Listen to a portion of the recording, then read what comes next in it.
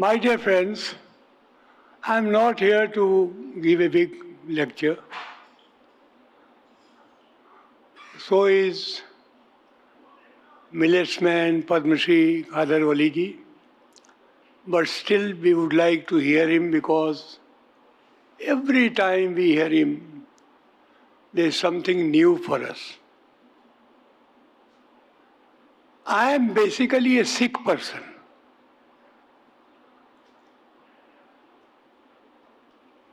And I am with this millet movement only because I discovered that no doctor in the world can cure you or even manage your disease to a reasonable level unless your food is right.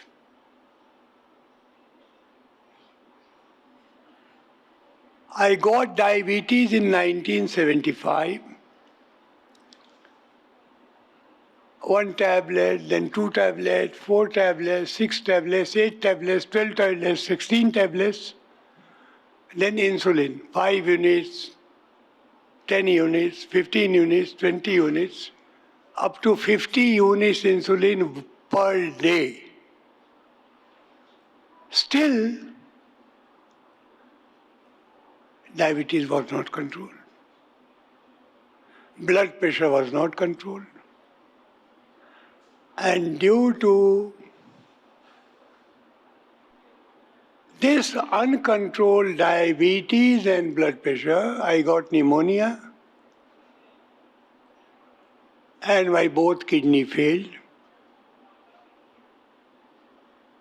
I got kidney transplant.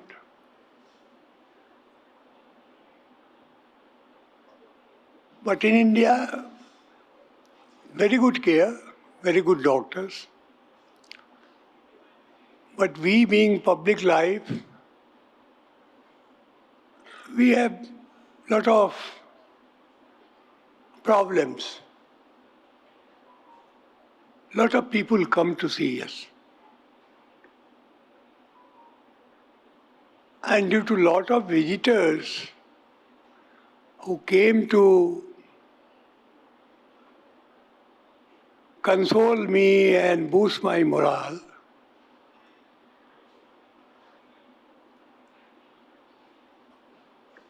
someone brought some kind of infection and my kidney started deteriorating. But then, with advice of some of the friends, I came to Singapore, not because we didn't have good doctors in India, we had very good doctors in India, but because in Singapore, post-operative care was better and there was no problem of any infection because very less number of people would fly from India to come and see me. My second transplant of kidney is already 11 years now, so it's okay. But still the problem of diabetes and blood pressure was still remaining. And I was eating a lot of medicine and 50 units of insulin and all that. Then one day my friend, Padma Shri Ram Bahadur Rai ji, very senior journalist, he said that I also got problem after my bypass of heart. But some senior journalist told me that I should follow Dr. Khadar's protocol and it will help. So I am following that, and the other day I was to the All India Medical Institute, AIMS, and doctor said that no, you don't have to take any medicine. because if you take medicine, then there's a danger that you will go into hypoglycemia and you can have problems. So I contacted Dr. Khadar, invited him to Delhi, had a big program. The hall was accommodating about 1,000 people. But this 3-day program, since morning till evening, hall was full, and outside the hall we had to put various screens so that double the number of people were just watching, sitting or standing there watching what he's saying.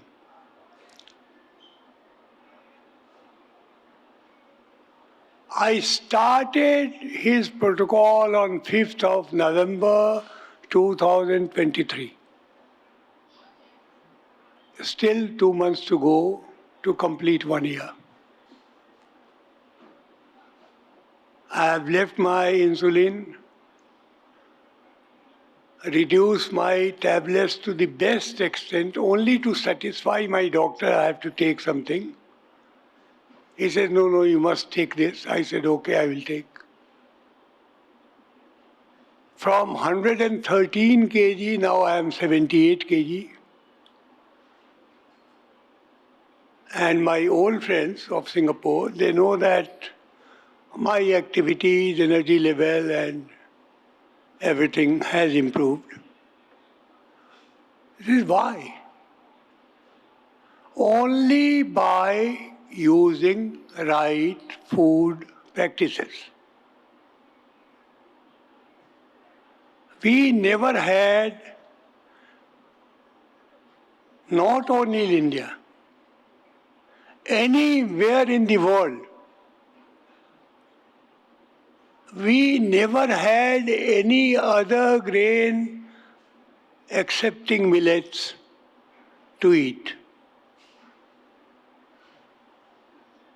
For human being, for animals, for vultures, for birds, everyone ate the same grain.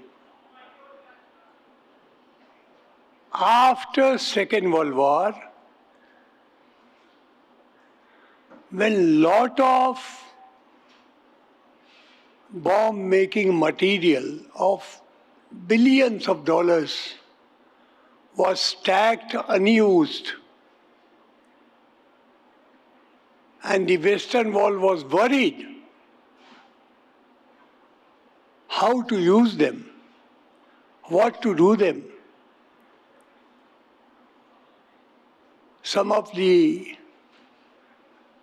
clever and crooked scientists, they advised that you can make fertilizer, and if we are able to corporatize this and publicize the benefits of the fertilizer and more grain and all that, we can consume this. And we started consuming those bomb material as urea and DAP and SAP and DAP, all kind of fertilizers. Now, for using this fertilizer, you require C3 type of grasses. That is wheat, rice and sugarcane. Because C4 type of grasses, which millets are, do not require any fertilizer. If you put fertilizer, the crop will die. They are so delicate. So they started publicizing that this millet is food of poor, this millet is food of vultures, millet is food of pigs. and they were successful. And the whole world went into their trap, not only in India, not only in Singapore. India and China is still in the villages following to eat some part of millet, because our festivals, in many festivals, you have to use millet only. Even today. Yeah, in Navratri also, and there is a festival which we call Jivit Putrika, that is mothers fast for the sons. And in that Jivit Putrika, you can only have a roti of madua, that is ragi. And billions of mothers will search for madua at that time. So, in Navratra they will eat rice of sama. So sama will be great in demand in Navratra. But whole Western world is also trapped in this consumption of wheat and rice, and they are ill. Not only in India and China. India and China is still better. How to correct this? Only one scientist in the world who challenged the system and said that millets is the right answer. And he proved it scientifically by the research and experimentation, and millions people got benefited. I won't take much time, I will conclude, because we all have come to here, assembled to hear Dr. Khadar Vali, very few people here. When Dr. Khadar addresses meetings in villages, I would like to tell you, people don't come in hundreds, people don't come in thousands. 200,000, 300,000, 400,000 people will come and assemble to hear him in local languages, Kannada, Telugu. We are fortunate that we have such a big celebrity here. He will talk to you how you can improve your health. I will conclude by quoting Mahakavi Kalidas, who wrote in Kumar Sambhavam, his great poetry book, Shariram Adyam Khalu Dharma Sadhanam. Your body is the medium to get artha, dharma, kama and moksha. Anything you want to do, the first condition is that you should have fit body. If you don't have fit body, you can do nothing. And that is what now we are propagating. And I know that it is a difficult task, because we have to fight with corporates, we have to fight with the crooked scientists, but we have to convince the consumers. And if consumers demand that they want kodo, kutki, sama, kangni and ragi and madua and bajra and jawar and sorghum, the traders will ensure that they pressurize the farmers to produce them, and we can reverse the system and make the world happier, healthier, and more prosperous. Thank you very much. Truly, it was great listening to Dr. Sinha ji and his ideas, his thoughts about millets and the benefits that they reap. Indeed, like you said, supply does create its own demand, and demand is generated by awareness. So I will not make you all wait more, and I'd like to invite Dr. Khadar Vali up on stage. He is a Padma Shri awardee, the Millet Man of India. Please give him a round of applause. Thank you, Namaste Bharat, and all the other participants for this program to happen. And with pranams to R.K. Sinha ji and all others. Let's just have the first video, please, before I speak. Welcome to Dr. Khadar Lifestyle. Hi, I'm Shruti. I'm from Bangalore. Last year, my son was diagnosed with type 1 diabetes in the month of September. He was barely 13 at the time. He had to be rushed to the hospital. He was in the hospital for about 7 days, where his medication or treatment included him taking insulin injections. And even when we got back, we were told that, this is how his life is going to be, where he has to manage his blood sugar levels only with insulin injections, and that he had to take it for about 4 to 5 times a day. And not just that, in the middle of the night, we had to check his blood sugar levels every day so that he doesn't enter a hyperglycemic state. And that is very painful to see, right? Thankfully, on the 9th day after his discharge, our very close relative, because of his experience with Dr. Khadar, recommended us to go consult him. So I took my son along to Mysore, and we saw Dr. Khadar. Dr. Khadar immediately put us at ease. He said, my son does not have to be dependent on insulin injections for the rest of his life, that there was another way that included switching to a millet diet, stopping anything that was processed, stopping milk and milk related products, switching to an organic diet, and following a good physical regime, that is a good exercise routine. And immediately we started that. Also, Dr. Khadar, in his disease protocol, he recommends for diabetes, he recommends taking concoctions of certain leaves in the morning and having bull-driven oils. There are 5 types that he recommends for diabetes. So we started doing that for my son.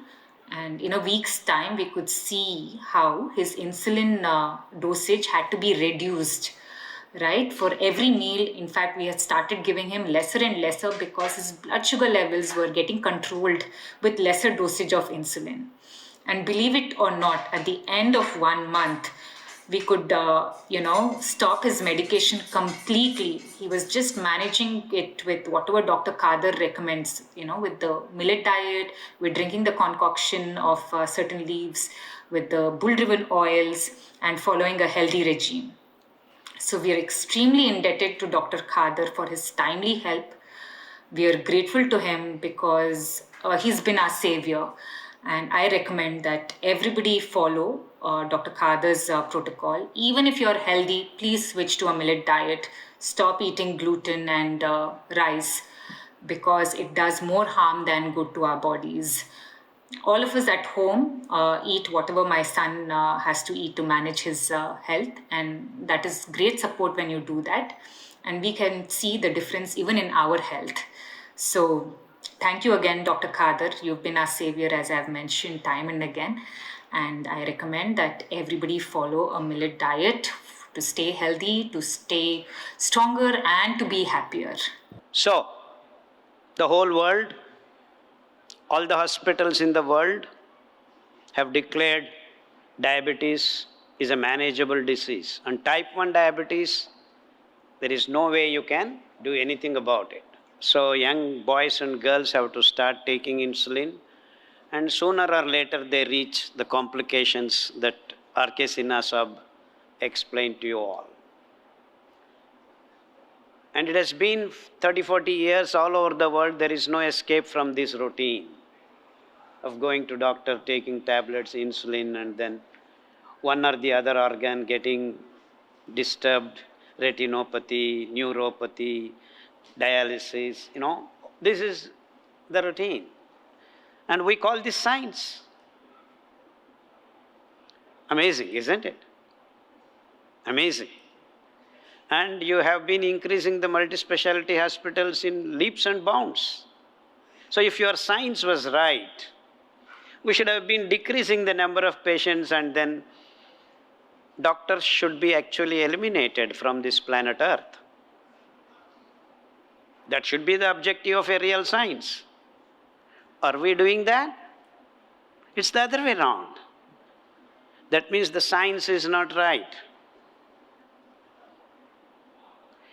When we can eliminate type 1 diabetes, hundreds of kids have been getting rid of their insulin. And actually that particular case has been like more than 4.5 years. And every year they come to me on a Ugadi festival and take blessings and go. He has not seen the doctor at all. And that's what science should do for you. The real science will teach humans how to be healthy, not to go to the doctors.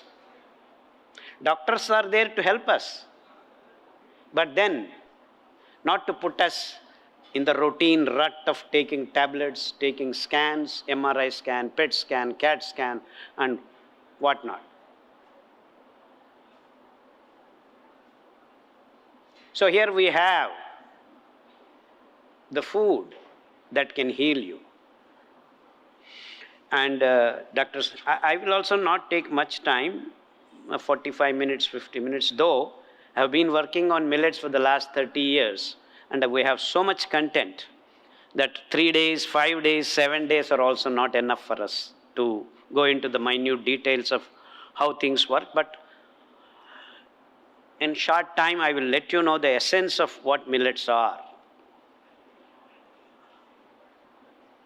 And by the choice of the corporates, we chose fertilizers, pesticides, irrigation, rice and wheat being the main, and they called it premium food, and all the other foods that human race was eating for time immemorial became primitive, became animal feed, became bird feed. Even today, you go to Colorado, they grow tons and tons of brown top millet. And FDA writes on top of all the packages of brown top. Nate is here, he would vouch for me. Bird feed.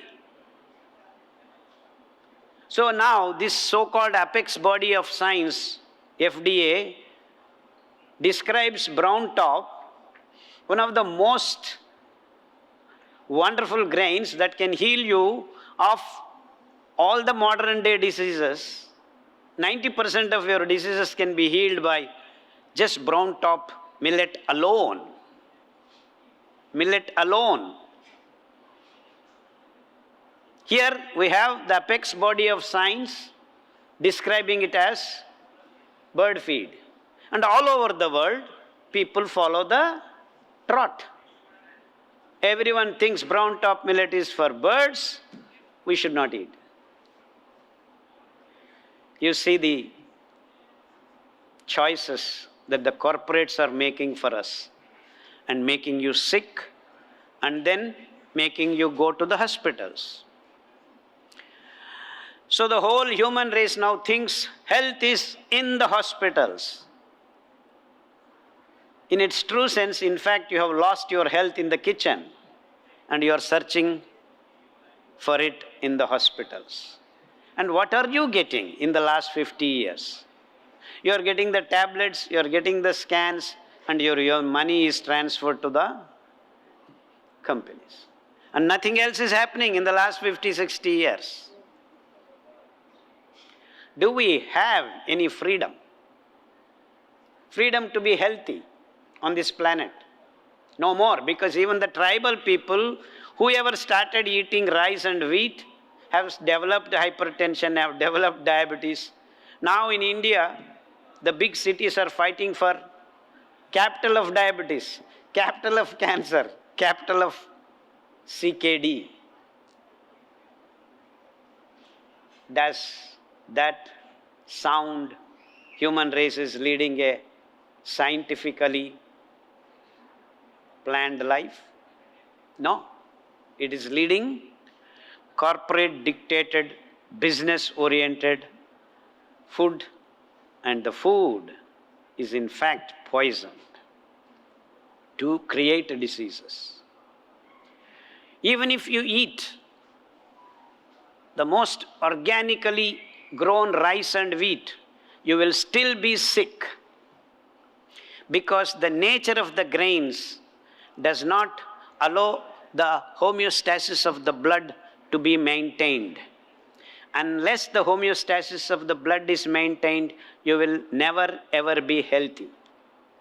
And every day in and day out, the choice of the food by these so-called experts has been the wrong one, because rice and wheat and of course sugar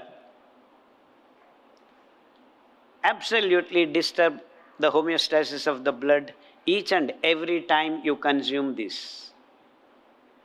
You need to have 5 grams of glucose, the highest constituent dissolved in the blood, not beyond that.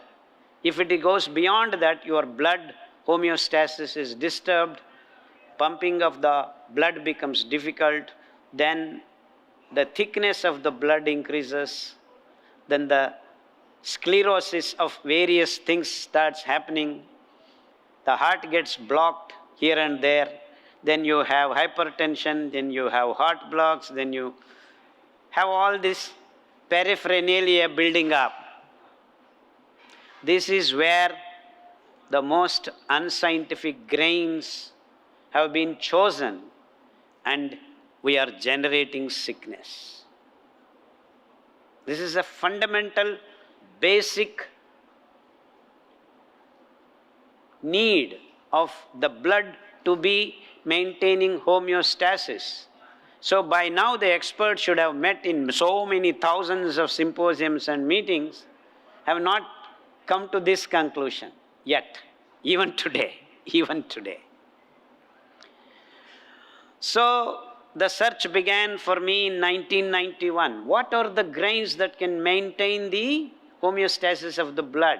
If only we find that, we can throw away all these diseases from the human body. Lo and behold, we found them. Can you believe that there were 200 varieties of these wonderful millets on this planet? 6,000 to 8,000 varieties of C4 grasses, among which the millets stand their place. C4 is a way of synthesizing glucose in its grasses, the green grasses. Whereas rice and wheat belong to C3 grasses, where there is no mechanism of interlocking the fiber with the grain. And that's the difference between millets and C3 plants. And while interlocking the fiber, wonderfully, the minor millets also make arrangements to have the fiber that is rich in aromatic fiber called lignans. You never ever find this matured aromatic fiber wherein the EMF is negated by the PMF of the aromatic molecules that are floating around in your blood. So it's not only that this fiber with this wonderful interlocking systems of fiber and carbohydrate makes the blood glucose never ever miss the homeostasis. So there is no opportunity for the internal organs like liver, spleen, pancreas to overwork or overdo anything. They are all balanced. And it is the balance that gives you health. So, now then, the definition of food becomes very simple. Can you believe that till today we have not defined what food is? So, food in a scientific terms has to be declared and defined, that which does not disturb homeostasis of the blood. Am I making it clear? But then there have been so-called research institutes here and there. Of course, they do not exist on this planet who are doing research on millets. Way back in 2017 or 18, a Jover Research Institute in Hyderabad became Millet Research Institute. I guess we have the past director sitting with us. We have the opportunity to meet Dr. or Professor Tonapi. And most of the research on millets were done on sorghum. Nate has come from America. Much of it is diverted for forage purposes. And there was no intent or content developed by the scientists of the past so many hundreds of years that millets as the food for human consumption. This is where the most unscientific parameters were applied by Green Revolution experts, and then the human race is misled into a disease-filled society in the last 50, 60 years. And that is the reason why we have no permanent solutions for diseased conditions, be it thyroid, be it diabetes, be it hypertension, be it rheumatism, be it gout, you name it. We have managing the systems. You don't have a cure because they are not operating on a scientific defined processes. They are touching the periphery of the whole problem.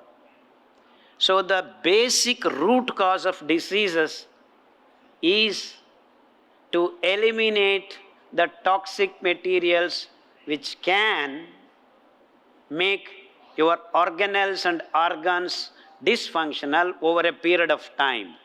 And one of the most important biochemical processes is oxidation of glucose to release ATP.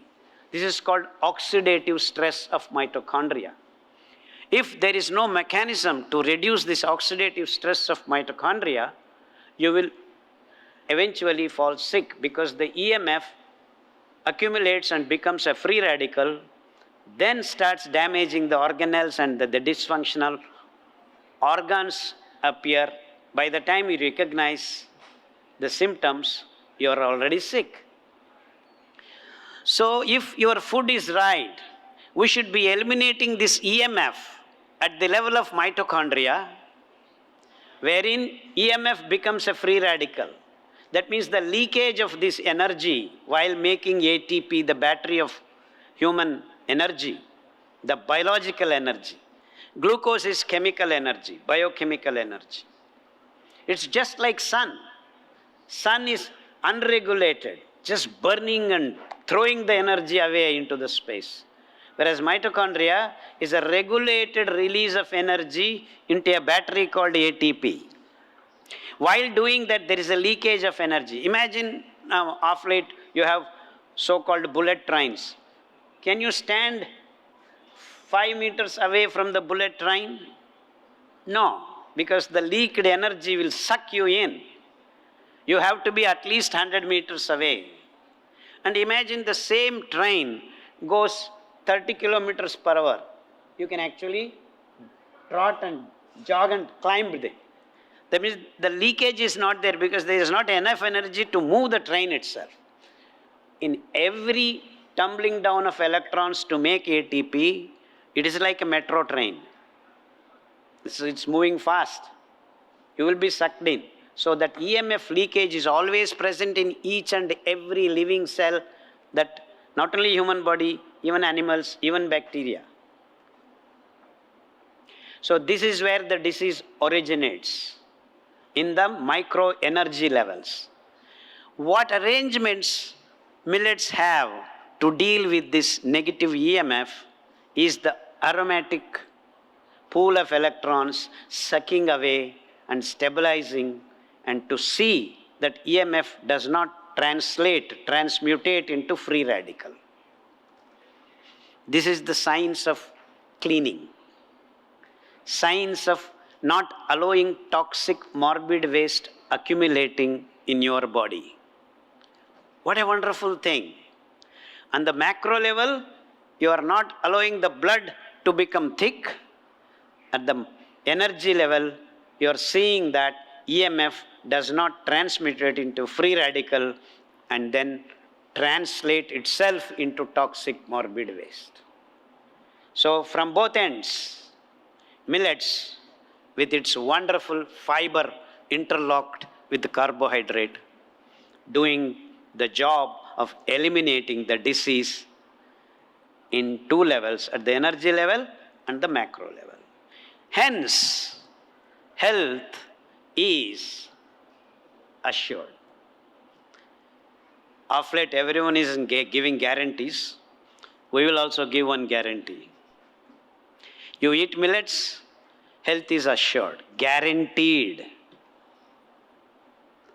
Millets equal to health, period, no discussion. We have varieties of millets with various contents of fiber. It's not just content, the nature of fiber is different in each wonderful millets.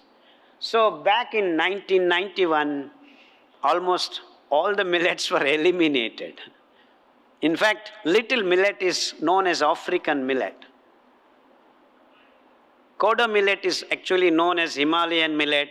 All that Himalayan territory, China, Tibet, Nepal, all these countries were eating.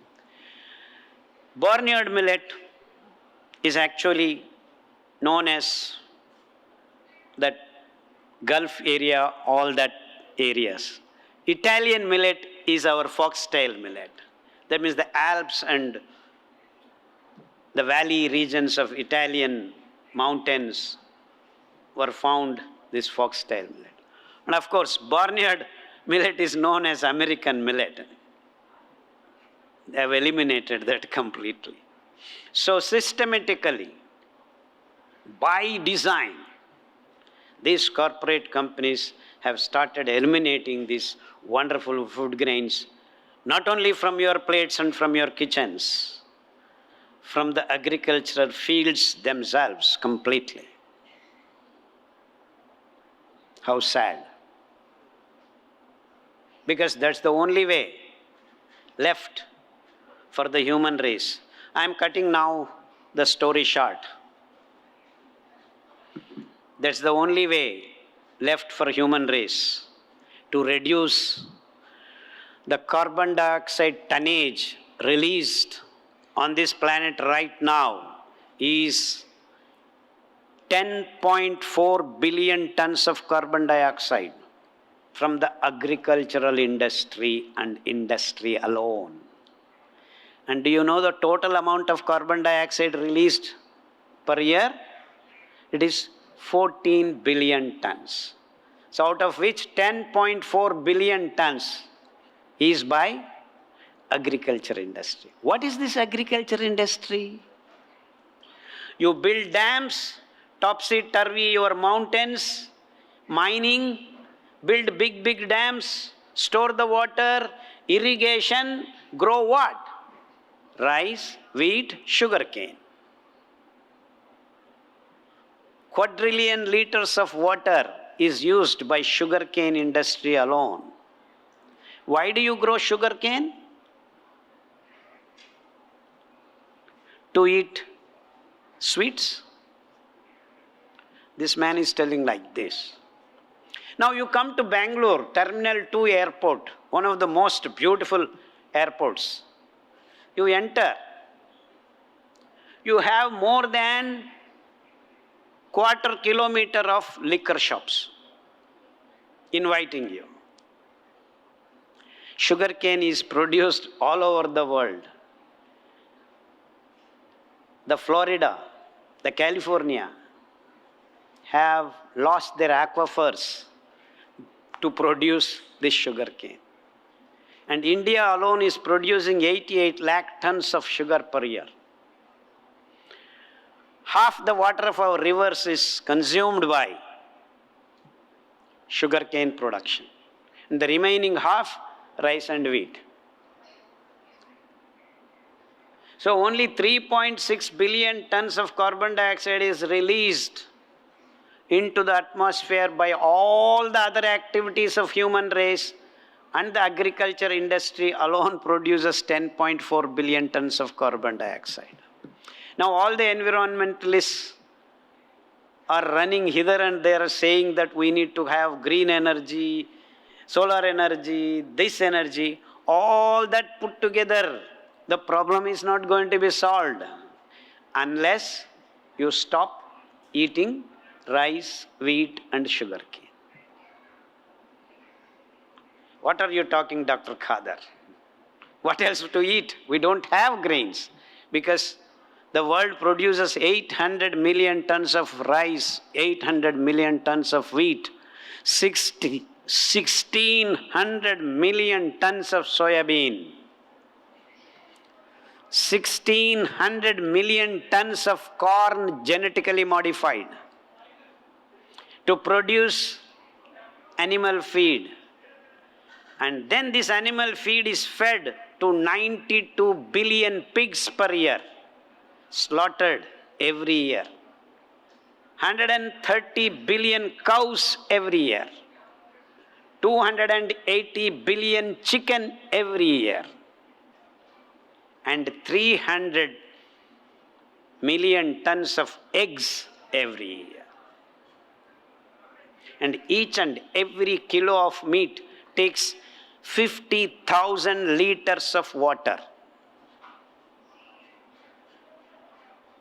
Lo and behold, come to the millet world. We don't need water. 4 rains, all that you need. And to be a scientist, I calculated how much does a millet take to produce 1 kilo. Sincerely measuring water every day given, we did this experiment in the months of February to May. No rain, only sun. Of course, in the fields of Mysuru where the sun is not very hot at that time. And we did actually repeat the experiment in Gunturu where the sun was up to 42 degrees, 43 degrees. Either way, we calculated, came up for major millets. It is around 800 liters per. I mean, it's not that you have to provide 800 liters of water. It is that we need that much water. And minor millets. What is millet? Millet word itself indicates millimeter size. The grains are so small. Like booklet, chicklet, like that. Millet you call. Milli. Major millets, minor millets. The distinction is actually in the water content they need to grow. The major millets require, in terms of rainfall, 20 centimeters and above. Minor millets require even 5 centimeters to 20 centimeters of. In fact, kodo, millet, does not require rain at all because it grows in the Himalayan valley and then around. What it requires is sun. So once the sun rays fall, that is actually the 11th frequency of the sunrise time, the orange color called arka in Sanskrit. That is the frequency when you see the orange color light is called arka. There are 12 frequencies. If people know some yogasanas, Surya Namaskara, Pushna, Hiranyagarbha, Saumitri, Ravi, Bhanu, all these names are actually 12 frequencies when the sun is rising in the horizon. So that is called arka. That frequency hits the seed And you don't need to sow, you don't need to do anything. In fact, once you sow, we have in our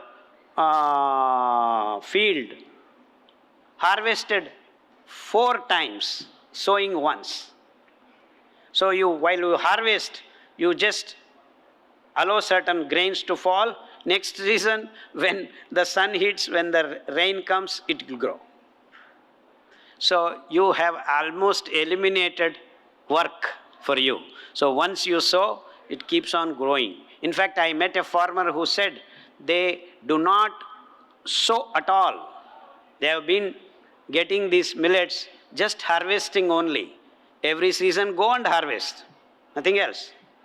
I mean, that's the kind of inbuilt systems these millets have, and we have eliminated this. So when I say this, people wonder, oh, without sowing. And that's the beauty.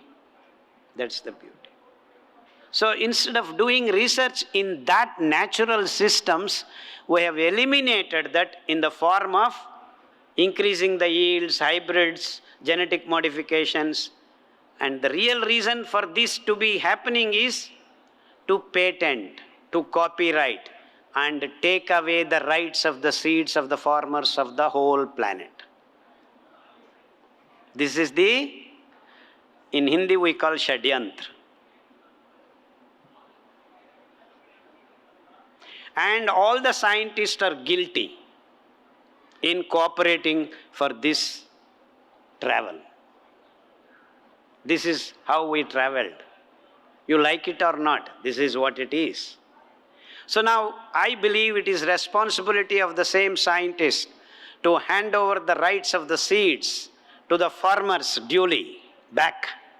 And we can do it by doing experiments in a natural methods and allowing the seeds to be distributed to each and every tribal community on this planet so that they can own the due right of which they have been cheated in the last 150 years. Am I making it clear to you? Please let us watch the second video. I am packing everything actually. I am trying to condense a lot of parameters.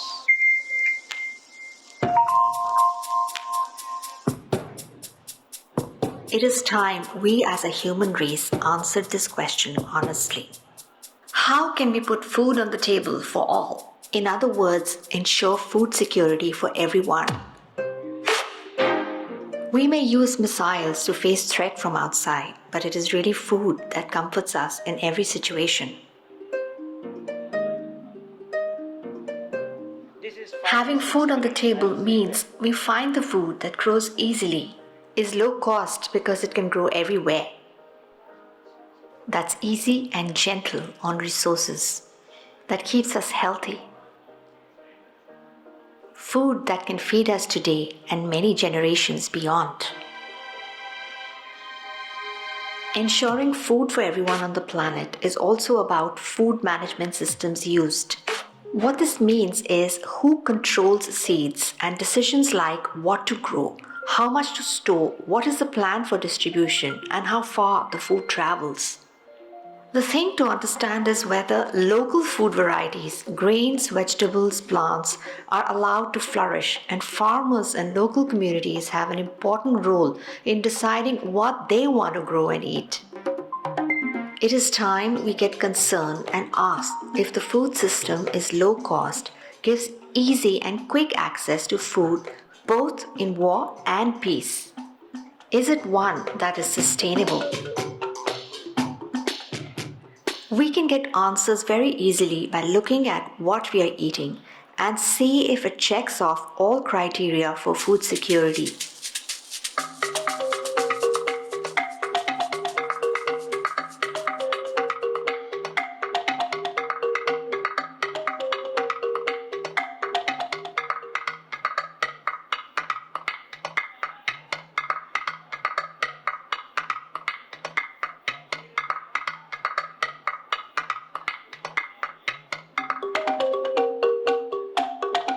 The foods that we have been focusing most on in the last 100 years or so is wheat and rice. The largest portion of food that most of us eat through the day to day is either wheat or rice or both. Now let's see how wheat and rice do on the food security score.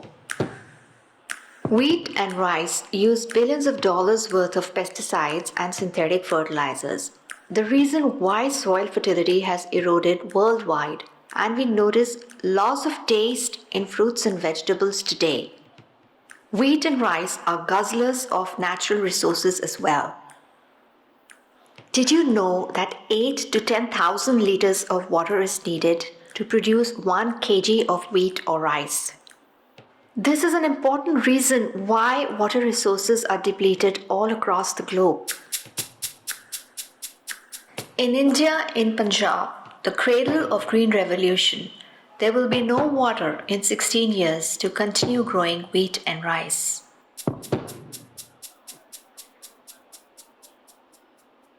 Most varieties of wheat and rice that are grown have been genetically modified and endanger health. It is also no secret that wheat and rice increase blood sugar. They are both linked to rapidly rising diabetes. Disease is a natural outcome of such voluminous consumption we see today of wheat and rice. So with huge demand of fertilizers, pesticides and water, eroding soil fertility and rising disease, how does wheat and rice go on food security?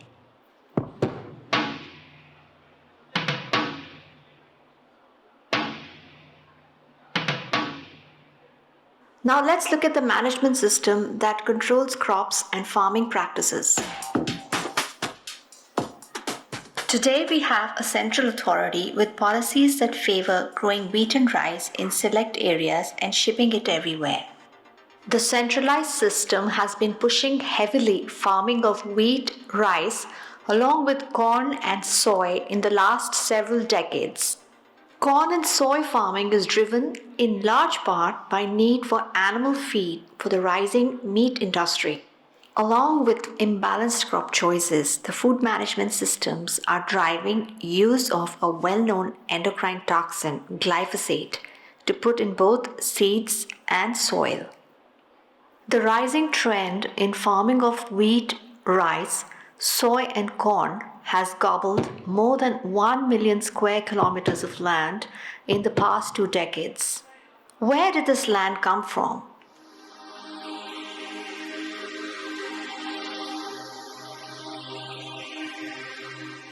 Yes, many forests have been cut and turned into cropland. As we are losing forests, we are heading towards catastrophic climate change. How climate change?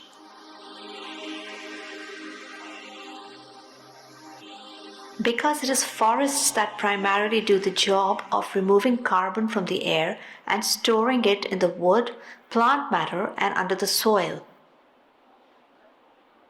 With such monumental scale of deforestation, focus on a handful of crops and ignoring local food varieties, we are losing biodiversity. Healthful grains and plants are getting sidelined, even going extinct. With huge needs for resources and no seed control, farmers' debts and dependencies are rising. These are huge costs that we are paying for growing these crops, but subsidies offered on them hide these costs.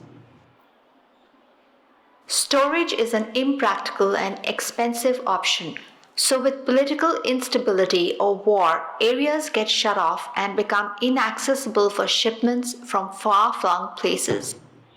So with a centralized management system with focus on just 4 or 5 major crops that guzzle resources, promotion of pesticide and GMO technology, looming climate crisis, depleting biodiversity, rising farmer debt, no food access in case of war, what kind of food security do we have?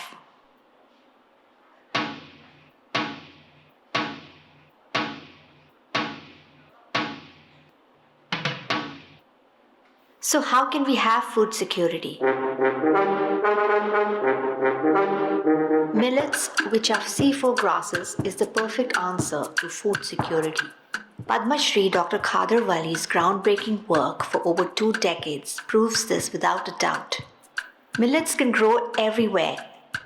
C4 grasses come with genetic mapping that helps them survive easily in 10 to 50 degrees temperature range. They are ready to harvest in 3 to 4 months. They do not need any fertilizers and pesticides, and in fact restore soil fertility in 3 to 4 years. There are many varieties of millets. Restoring these ancient grains as a key food will restore the lost biodiversity and build a vibrant ecosystem good for us and the health of the planet. With millets, we don't have to cut down forests. In fact, we can restore the ones we have lost. While 1 kg rice can be eaten by 5 people, 1 kg millets can be fed to 10.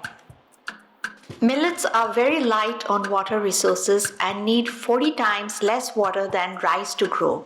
No ecologically disturbing dams are necessary with millets. If Punjab switches entirely to millets, it can have food for another 600 years, even more. In fact, it can feed the entire country. Also important to note, millets can feed 3 times the world population today. Since every region, including barren lands, can grow millets, every place can become self-reliant. No long-distance transportation or shipment is then necessary. These ancient grains, with their high fiber content, give 100% glucose balance. Dr. Khadar's research clearly proves that these grains reverse and prevent diabetes and, in fact, many other conditions. How do small millets then score on food security?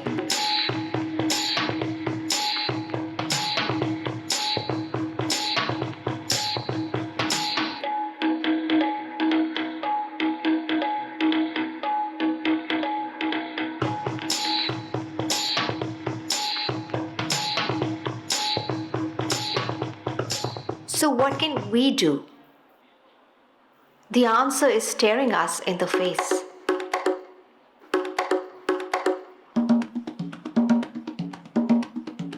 What about the government? Here are Dr. Khadar's suggestions.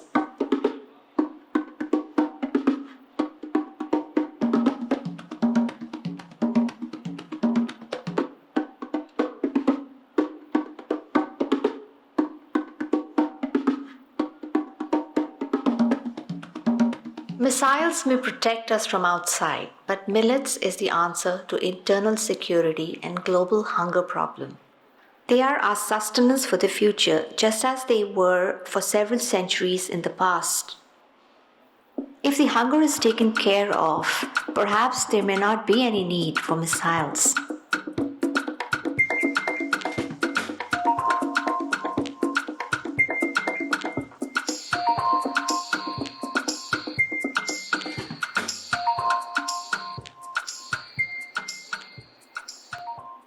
So what are you waiting for? To become sick? To be obese?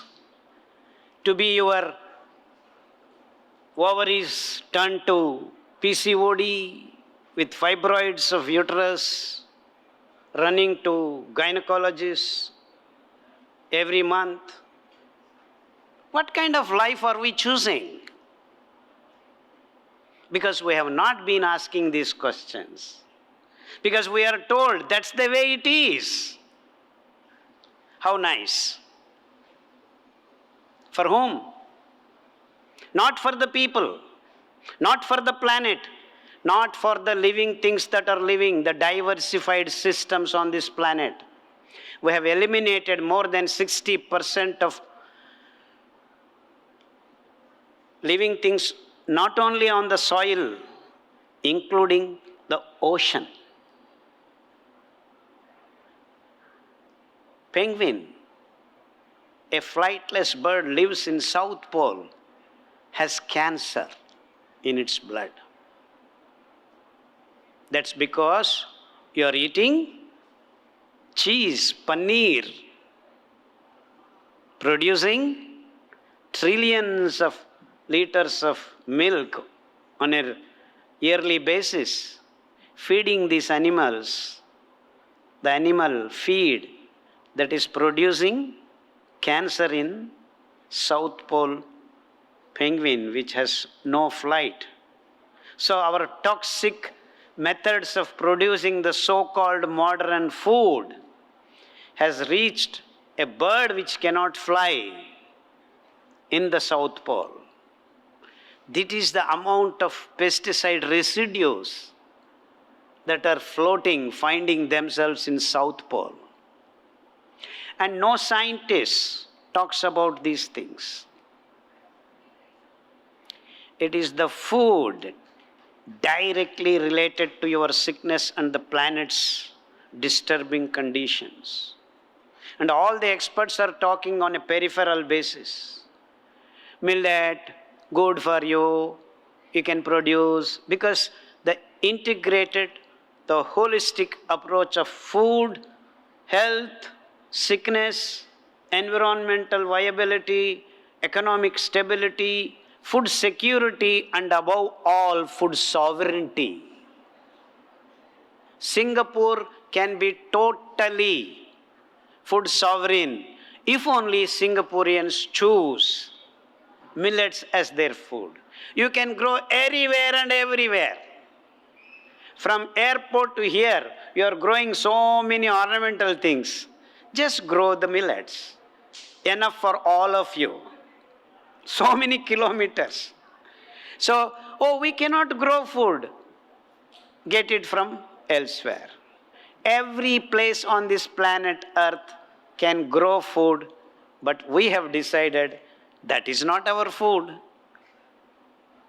At the behest of corporatization of food.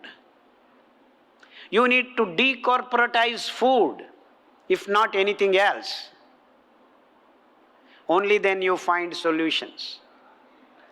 Do you want to be sick? Do you want to see 8% of your kids born with type 1 diabetes? 8% of the kids are ADHD. 8% of the kids are physically handicapped. 8% of the kids have a hole in their heart while they are born.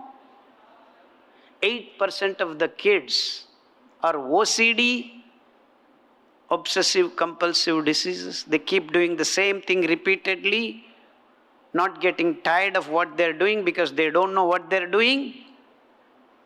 I've told you 6 times, 8%, 8%. If not 8%, you put 6%. That means 24% of the kids born in the last 5 years have been dysfunctional.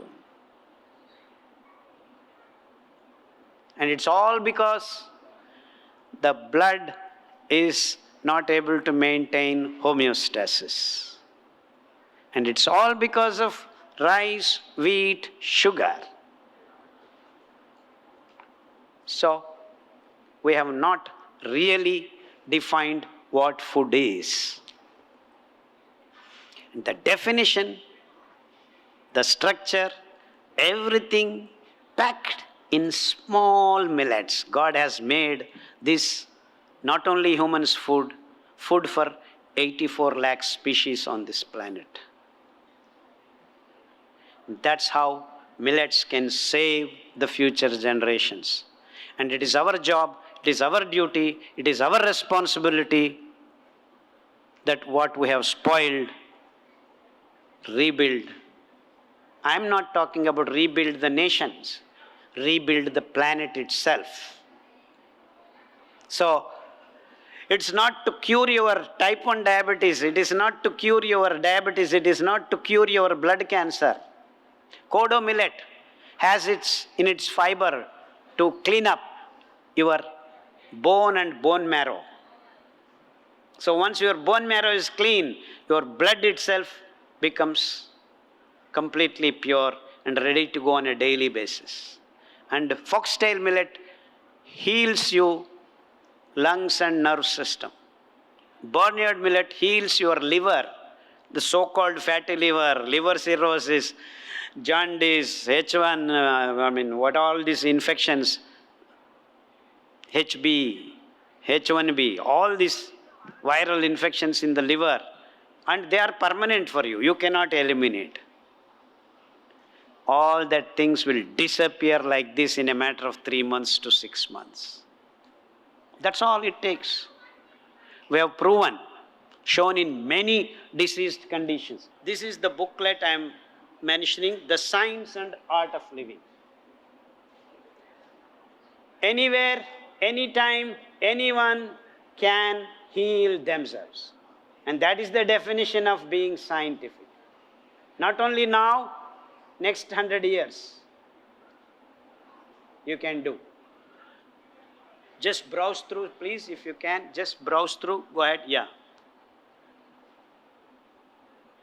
And that's my wife, this side, Usha. And that's my daughter, Sarla. And that's me. And we all have been involved. And we have evolved a lot of forgotten cooking recipes, make very tasty. And of late, Dr. R.K. Sinha has joined our hands. I mean, he has made, last time when I went to give lecture in his place, he fed us samosa. I mean, you can imagine, you can make anything and everything. Please, just go ahead. This, can you turn the page around?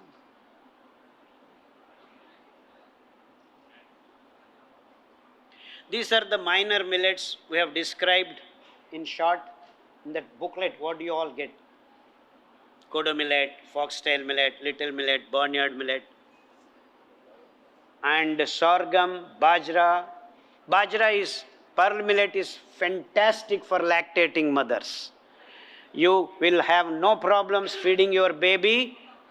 If you feed your baby the cow's milk, you'll have to go to doctors many number of times. And if you feed your milk and bajra milk, pearl millet milk, you will never ever go to doctor at all because of your kid will not fall sick. As simple as this. As simple as this. We have thousands of such cases in the clinic. Yeah, go ahead, please. And these are the things, that tips you follow how to lead your simple life along with the food. Just keep going. And we have now embraced economic model. We need to shift to an ecological model, wherein ecology is the focus and we live life according to the ecological principles, not economic principles. So, please just flip to the other one. Do's and don'ts. You will see all the don'ts is what we are doing now. So, human race has to shift from that end to this end. Then health is guaranteed. Health is guaranteed. And I believe health is human rights, fundamental birthright. So we need to make sure the societies that evolve around into the future should have this as their focus. Healthy life should be our focus. Please go ahead. Go ahead. Yeah. And another important factor to keep you healthy is the symbiotic life that we have with our gut microbes. In fact, we have been talking about this for the last 25 years, 20 years or so. It is so important that gut microbes can be healthy and fulfilling all your needs only if you eat fibrous foods, because it is the fiber in your gut that can host the well-to-do or health-giving bacteria. If you have sugar, that is rice, wheat and sugar when you eat, you have pathogenic bacteria inhabiting your gut. And once you have pathogenic bacteria in your gut, your mind restlessness increases. Once you have symbiotic good bacteria in your gut, gut-brain axis becomes clean and you will have no mental illnesses. Zero mental illnesses, including the irritations that the so-called yoga teachers have can be eliminated. Can be eliminated. He is laughing. He understood what I am saying. So, this is the beauty of gut microbe richness that is possible only through millets. And that is a technique that the whole India, not only India, Africa, everywhere, the fermented, 8 hours fermentation leads to wonderful packing of these gut microbes, diversified gut microbes. More than 18,000 varieties of symbiotic microbes can be achieved by this just 5 grains, which have high content of fiber. Foxtail millet has got 8%. 12.5% is for brown top millet. Kodo millet is 9%. 9.8% for barnyard millet. Little millet has got 9.8. So this varied nature of fiber, both quantity and qualitative, makes this diversified microbes in your gut, and 8 hours fermentation of this thin porridge of various millets individually increases the diversity of gut microbes. Once your gut microbes are set, you will have absolutely no infectious diseases for your lifetime. So, the simple thing for every human being to do on this planet is to have 200 ml of this fermented porridge. In South India, we call it ambali. In North India, they call it basi. Some place rabdi, some place khamir. In North India, the things are more complicated because each and every fellow has his own names. In fact, they have kangni as little millet some places. In some places, it is foxtail millet. In some places, it is barnyard millet. So, there is a lot of confusion in the Hindi belt because these belts have actually been existing for time immemorial. So, mandua, finger millet in one place, nachni in another place, ragi in another place, like this. So don't worry about the names. The material, the quality of the grain matters. And ragi, there is nothing like that if you want your bone health to be present. Calcium, completely available, 4 times more than your any milk on this planet. So that is eliminated from our child's lives. What a pity! What a pity! So if you just take 100 grams of ragi, soak it for 3 hours, grind it and get the milk, you will provide calcium, which is completely absorbable and very healthy and functions very well in your bone growth compared to the milk that you are giving, saying, fooling people that you are getting calcium. Even if you make your baby drink 1 liter of milk, you will not get calcium enough for 1 day. Only 10 to 15 milligrams is absorbed. The two, after the milk becomes curds in your gut with lactobacillus, which is an anaerobic bacteria. Can you believe this?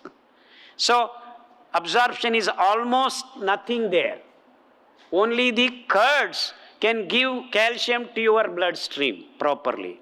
There is no mechanism to get calcium from milk. And how much milk does have? 1 liter has only 930 milligrams. Ragi, 1 kilo has 4 times more than that.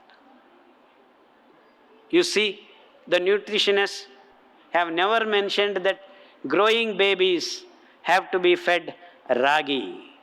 You make any dish with ragi. You can make ragi roti, ragi idli.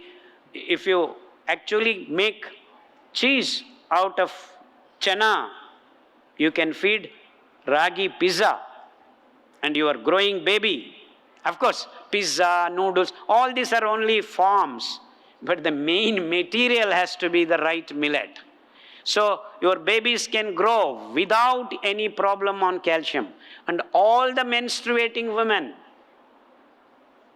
and menopausal symptoms absolutely will disappear if only you eat at the right time, right grain. And I'm trying to stress to you that the varieties of grains have different role to play on human health at different stages.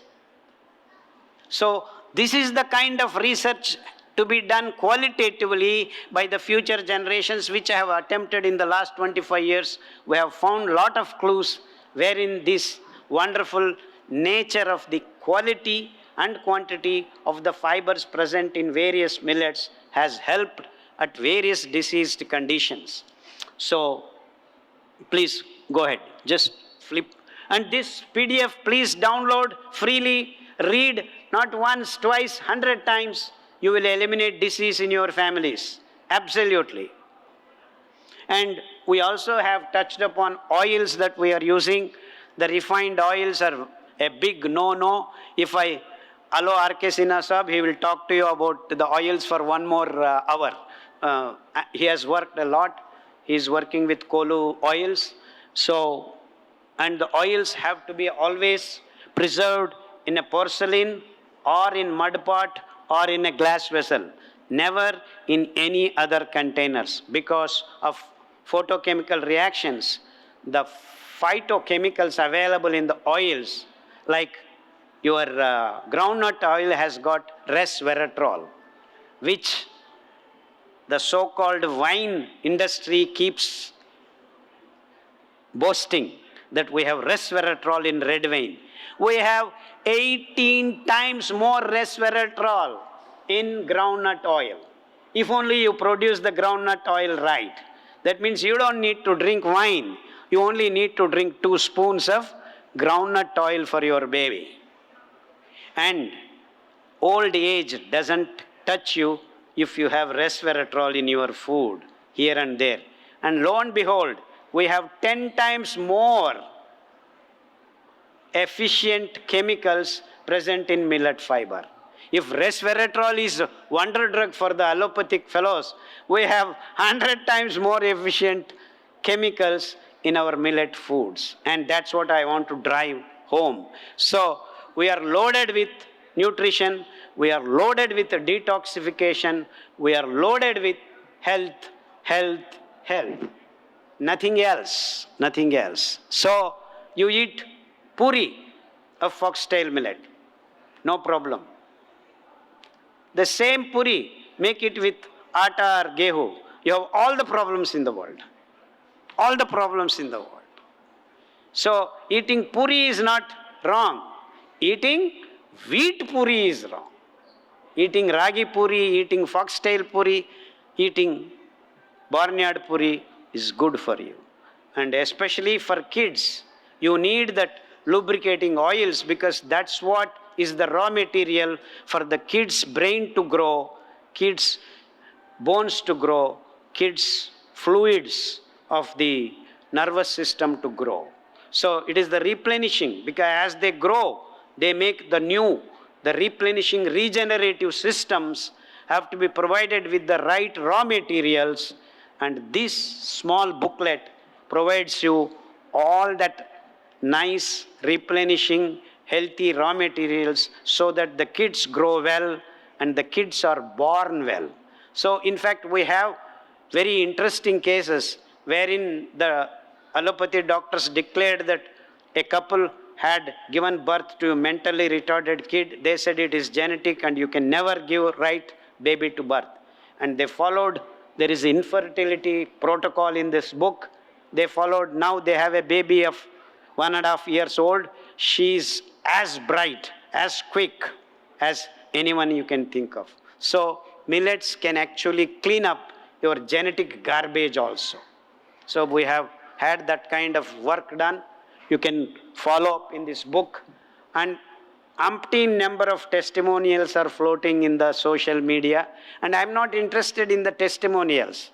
I'm interested in the science of millets because they make you magically healthy and forever. Thank you. Thank you for Thank you so much, Dr. Khadar Vali. Truly, it has been an honor to have Dr. Khadar Vali with us today. Your words have truly ingrained newfound knowledge within all of us. The PDFs that were shared, we will share it with everyone who's present today, so you all can go through whatever Doctor said in detail.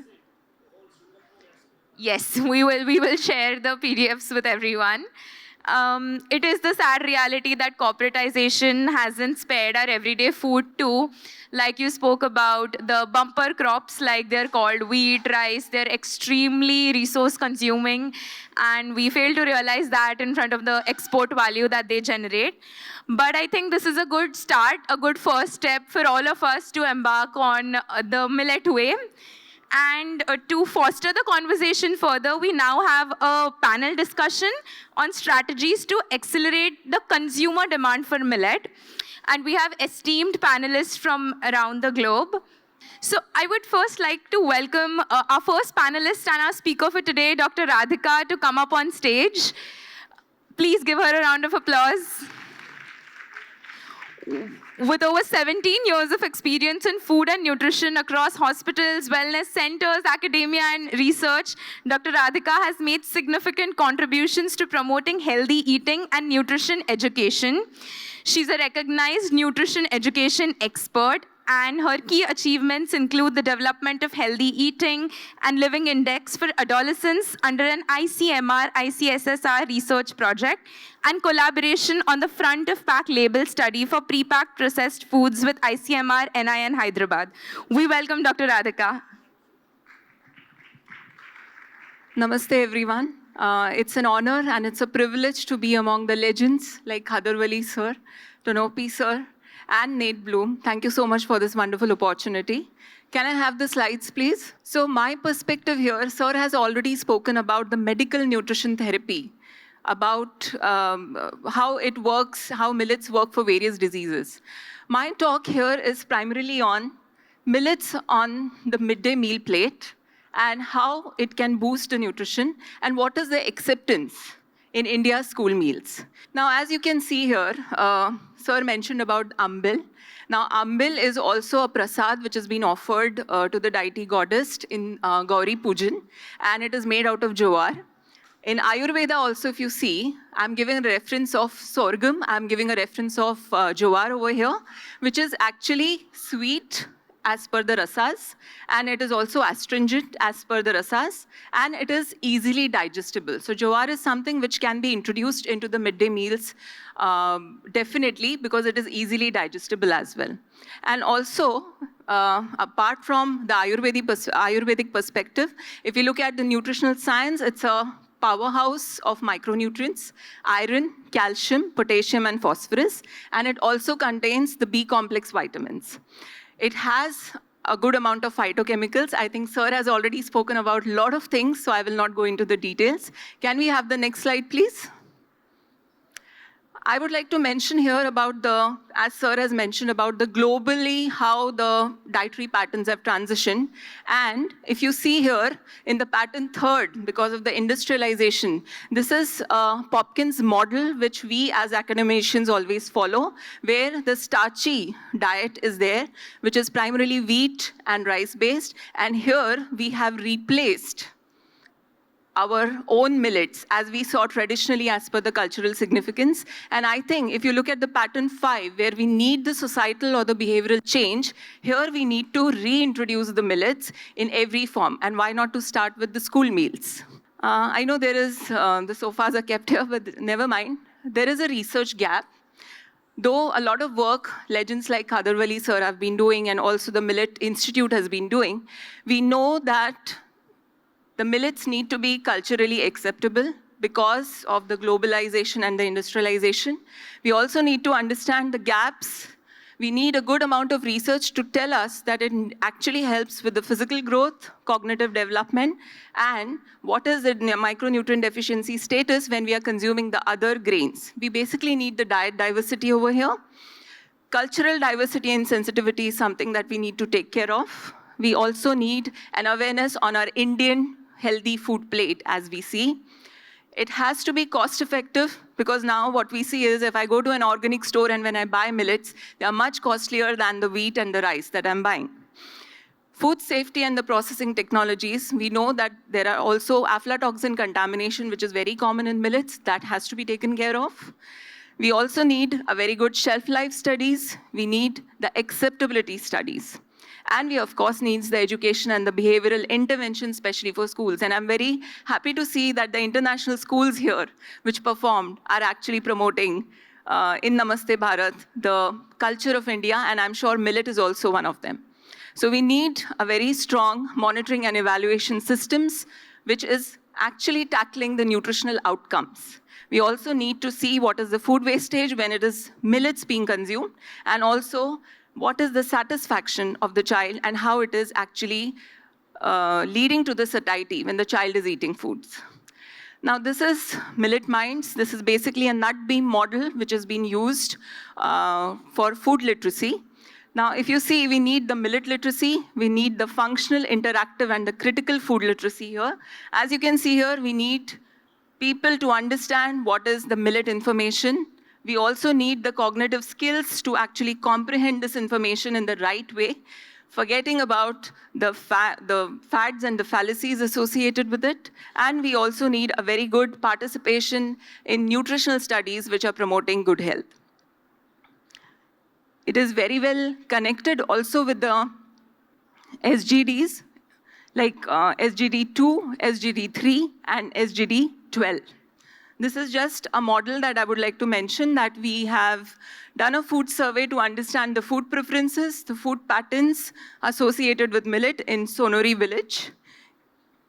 And we observed that millets were consumed in the community in the rural village, but we also introduced certain millet-based recipes apart from the midday meals, and we found khakra, laddus, kheer, lapsi, upma were very popular, but the most popular ones were the khichadis which are made.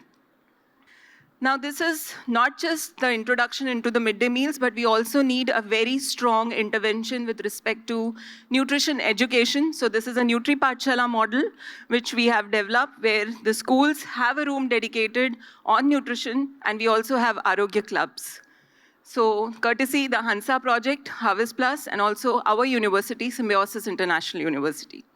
In higher education also, for our students, we are promoting millets in a big way. It is not just the International Year of Millets, but we are having a lot of millet challenges which we started right from 2018. And as you can see, it is our pro-chancellor, it is also our director here. Our students of culinary and nutrition together make these recipes. As you can see, this is a bajra salad, and it is being served also into the university. These are a few of the selfie cutouts and a lot of games which are played to celebrate the millets. And edutainment is something that we need to concentrate on, which is entertainment education. And thanks to Bloom sir for coming up with this sorghum squad. And it has everything and anything which can be captured into the curriculum for the school children. So what we need to do, the recommendations are promoting the research, promoting the education and training, community engagement, collaborations and partnerships, and I think when industry, academia come together, I'm sure this can be promoted in a very good way. Piloting the sorghum or piloting the millets also in certain regions, and we also need a very strong policy support.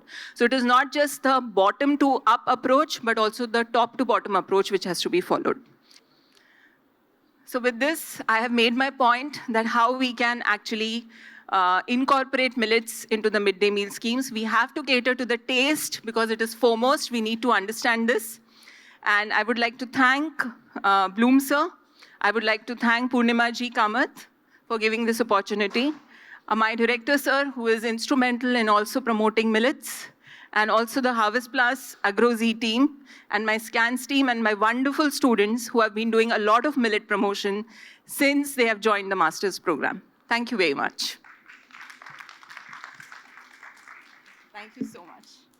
Thank you so much, Dr. Radhika. It was truly very insightful. You can have a seat. We would like to welcome our next panelist, Dr. Vilas Tonpi from Advanta Enterprises Limited, former director of ICAR, Indian Institute of Millets Research. Please give him a round of applause. Welcome, sir. Yeah, good morning, everyone. Can I have the slides, please? So before we go into the panel discussion, just a brief of globally how we can really mainstream the millets. It's very important because what we heard from Dr. Khadar Vali needs to be having a global outreach. That's where in the climate change scenario, how these crops are important for nutrition and food security. So this is what Advanta, though a corporate, we are trying to work with the people who are trying to mainstream the millets into the global community. We work in 84 countries and R&D centers in about 28 countries totally. So these are the millets what we were talking about. It's very, very important. Indian millets plus also African millets, teff and fonio, they also need to be mainstreamed. So globally, we need to be looking at the entire millets put together. So this is what gives every continent and every country put together. We produce so much of millets, but major this thing is going towards the forage, and it is constituted in terms of pearl millet and sorghum. That is where we need to be focusing on the nutri-millets, the minor millets. So that's where they need to be mainstreamed into their food systems, whether it is Americas or it is Europe. We have been trying to do that, and there is a major demand to have the alternate food systems that would be emerging. So this is the scenario. We lost a lot of area, and the production has increased in the sense the intervention in terms of good seed, good quality, availability, and also the communities, what Dr. Khadar Vali is focusing, working with them, trying to tell them how to have a good quality seed with them, and then propagating it further, would also help in this particular initiative. That is where the productivity rises we could see, but there is a lot to be done. There is a lot to be seen in terms of conserving the biodiversity. That's where the major work needs to be done to mainstream the millets. So this is the Indian scenario. So much of area from 40 million acres to we have come to about, all put together, about 10 to 12 million hectares now. So this is the story of loss in area, but the story of productivity, the contributions in terms of the improvement in the adoption of the new varieties, new cultivars. But this story is of increase in terms of jowar and bajra, where the hybrid systems are there. But in millets, we need to be working more, especially in the small millets, and whether it is the institutes, whether it is the companies, whether it is the communities. I think the integration that needs to happen to see that to make these minor millets available to everyone, there should be a program of integration. So this is what we contribute. Kodo millet, little millet, barnyard, 100% to the global communities. And finger millet, pearl millet around 50%. Sorghum, bajra, though we are in terms of only 7 and 4%, because major things come from the America, because that's all it goes to the whiskey making and the what you call the basically for the feed purposes. So that is where mainstreaming these things into the food system would also increase the total contributions. So this is what needs to happen. We try to do in the International Year of Millets. Enhancements of production and productivity needs to happen, because that's why the prices are very high, because we don't have much in terms on relation to the demand that is emerging. Then the nutrition and health benefits, awareness programs that need to happen, what Dr. Khadar Vali is doing. Then the value addition processing to meet the modern day needs of the ready to eat, ready to cook foods, while conserving the nutrition. Then the awareness creation, international outreach, what is happening today in Singapore, and it has been done earlier in the 2023 in the International Year of Millets. But it should not stop here. I think the movement needs to continue, wherein all stakeholders need to come on a common platform to do this particular job. Then the policy interventions, wherein we need to be working with the policymakers, the governments, in order to see that we have the best policies that help to promote the millets. So there is a global market of exports. Wherever you want to produce, the people want to eat. The entire survey, it shows that it is going at the CAGR of 5.6%. And beyond 25, they say it is 8.3% of the growth that we are going to see. So there is a huge market for organic millets. There is a huge market for the millets per se. How do you produce? So that's how, whether it is the Asia Pacific, Europe, or Middle East, which are going to be the major markets for the food systems. But America needs to really emerge for the food to be incorporated in terms of the sorghum and all other millets that needs to happen. Indian diaspora is going for it, but there is a need that every human being on earth should be going ahead for the millet as a food. At least 30% of the millets in their diet per day is the one thing. If we can really do that, that will increase the consumption demand, the area increase, and the productivity increase. Then slowly we can say the 100% millet consumptions and the health as a human right, what Dr. Khadar said, would really drive the millets and their growth in the global component. So you have seen a lot of things in the exhibition today. So while we conserve the nutrition, maintain 100% millets in these products, which is the major need of the hour. We see many products not having 100%. There are mixed with wheat, mixed with rice, and many other these things which may not be ensuring the nutrition for which we are really talking about these millets. That's where the main knowledge in terms of nutrition in making the particular products also need to happen in ready-to-eat, ready-to-cook components. So this is where it's very, very important. We have come to a last stage, what we want to really maintain. Whether it is the rice, whether it is the wheat, whether it is the millets, we are still at the bottom. And the last phase, the policies around, all the stakeholders around, they need to be working together to see that the yield estimates in millets come up in order to create a food and nutrition security levels. The challenge, basically, what we faced in India and trying to do mainstream the millets needs to happen also in the Africa. And the global challenges are in terms of climate change, where these crops suit well and can produce well for the food security. And then the problems around them, whether it is the farm gate processing, the machinery in various sizes from communities to the modern processing needs, and strengthening of the supply and the value chains, strengthening the needs of each of the actors in the value chain, that needs to be really strengthened. Then the regulatory challenges that need to be addressed in order to see that millets become mainstreamed elements in our food systems. So this is where we are seeing globally how the millets, which are prominently today, but can occupy a major role across in the climate change scenario. So Africa, which is going to be the major food hub in future, needs to be implementing the Indian success stories in millets. That is very, very important. We have drawn a plan and submitted to the Afro-India platform in order to see that the mainstreaming of the millets can happen. From Nigeria to Namibia, the entire programs based on the significance of each of these crops need to be drawn. Strengthening of the farm gate processing, the farmer producer organizations, the communities, they need to be coming together in order to see that the Africa really mainstreams the millets basically, because many of them originated there.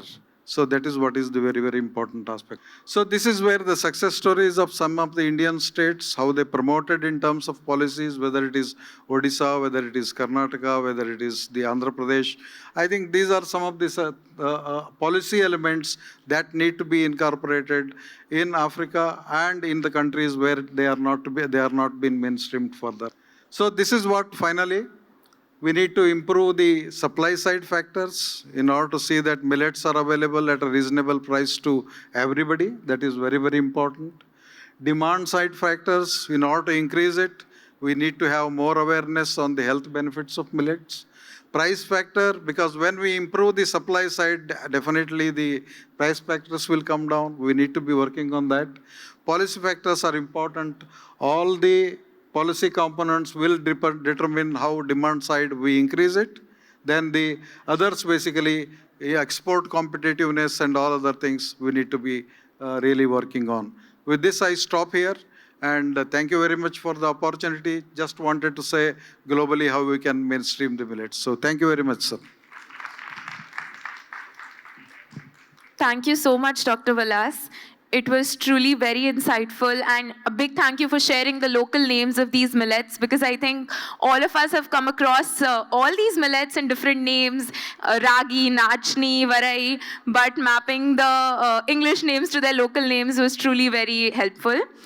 Now, health is a combination of the food we eat and the way we treat our bodies, and yoga is definitely an instrumental part of it. So let's welcome our next panelist, Mr. Manoj Thakur, the founder and CEO of Vyasa Yoga. Please give him a round of applause. Welcome, Manojji. Namaste, everyone. So first of all, I thanks to Purnimaji for organizing wonderful seminar. And I'm so lucky today to talk in front of Sinhaji. And I remember when Sinhaji told me that he came in Singapore, and I used to teach him yoga, and I have seen his condition. And today when I saw him, I'm so happy and so inspired with his, how he recovered. Not only recovered, now he looks so young. And this is really, I like it. And what I feel, eating is one thing, what Khadar Vali is telling, and I've really learned so many things today. If this grows, I think yoga therapy will not be needed. If we eat... Yeah. But what I feel from Sinhaji that, the willpower, willpower is very important. So you eat, but right mindset. A right mindset, right willpower is there, then, even sometimes what happens, you may not get everywhere right kind of food. Now we are meeting for in different hotels and corporate things.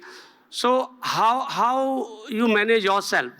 So I feel yoga comes to picture there. So yoga can prepare your body, your digestive system. Even you eat sometimes junk food, you can digest it. There are a lot of practice. So integrative approach, what we need, the holistic approach. So you eat right food, but also right mindset. So always we talk about the Panchakosha. So Panchakosha, this is the concept that we brought from Vyasa Yoga University, Bangalore. So you take care your physical body by right eating, that we learned so much today. And also our pranic body, your prana. So the pranayama is very important, we should do every day. And about the mind. So body, your breathing, and your mindset. These three are very important. Of course, the understanding, like today's session, when I was listening, Khadar Vali ji is telling, and I was also telling to my student here, why these hospitals are increasing.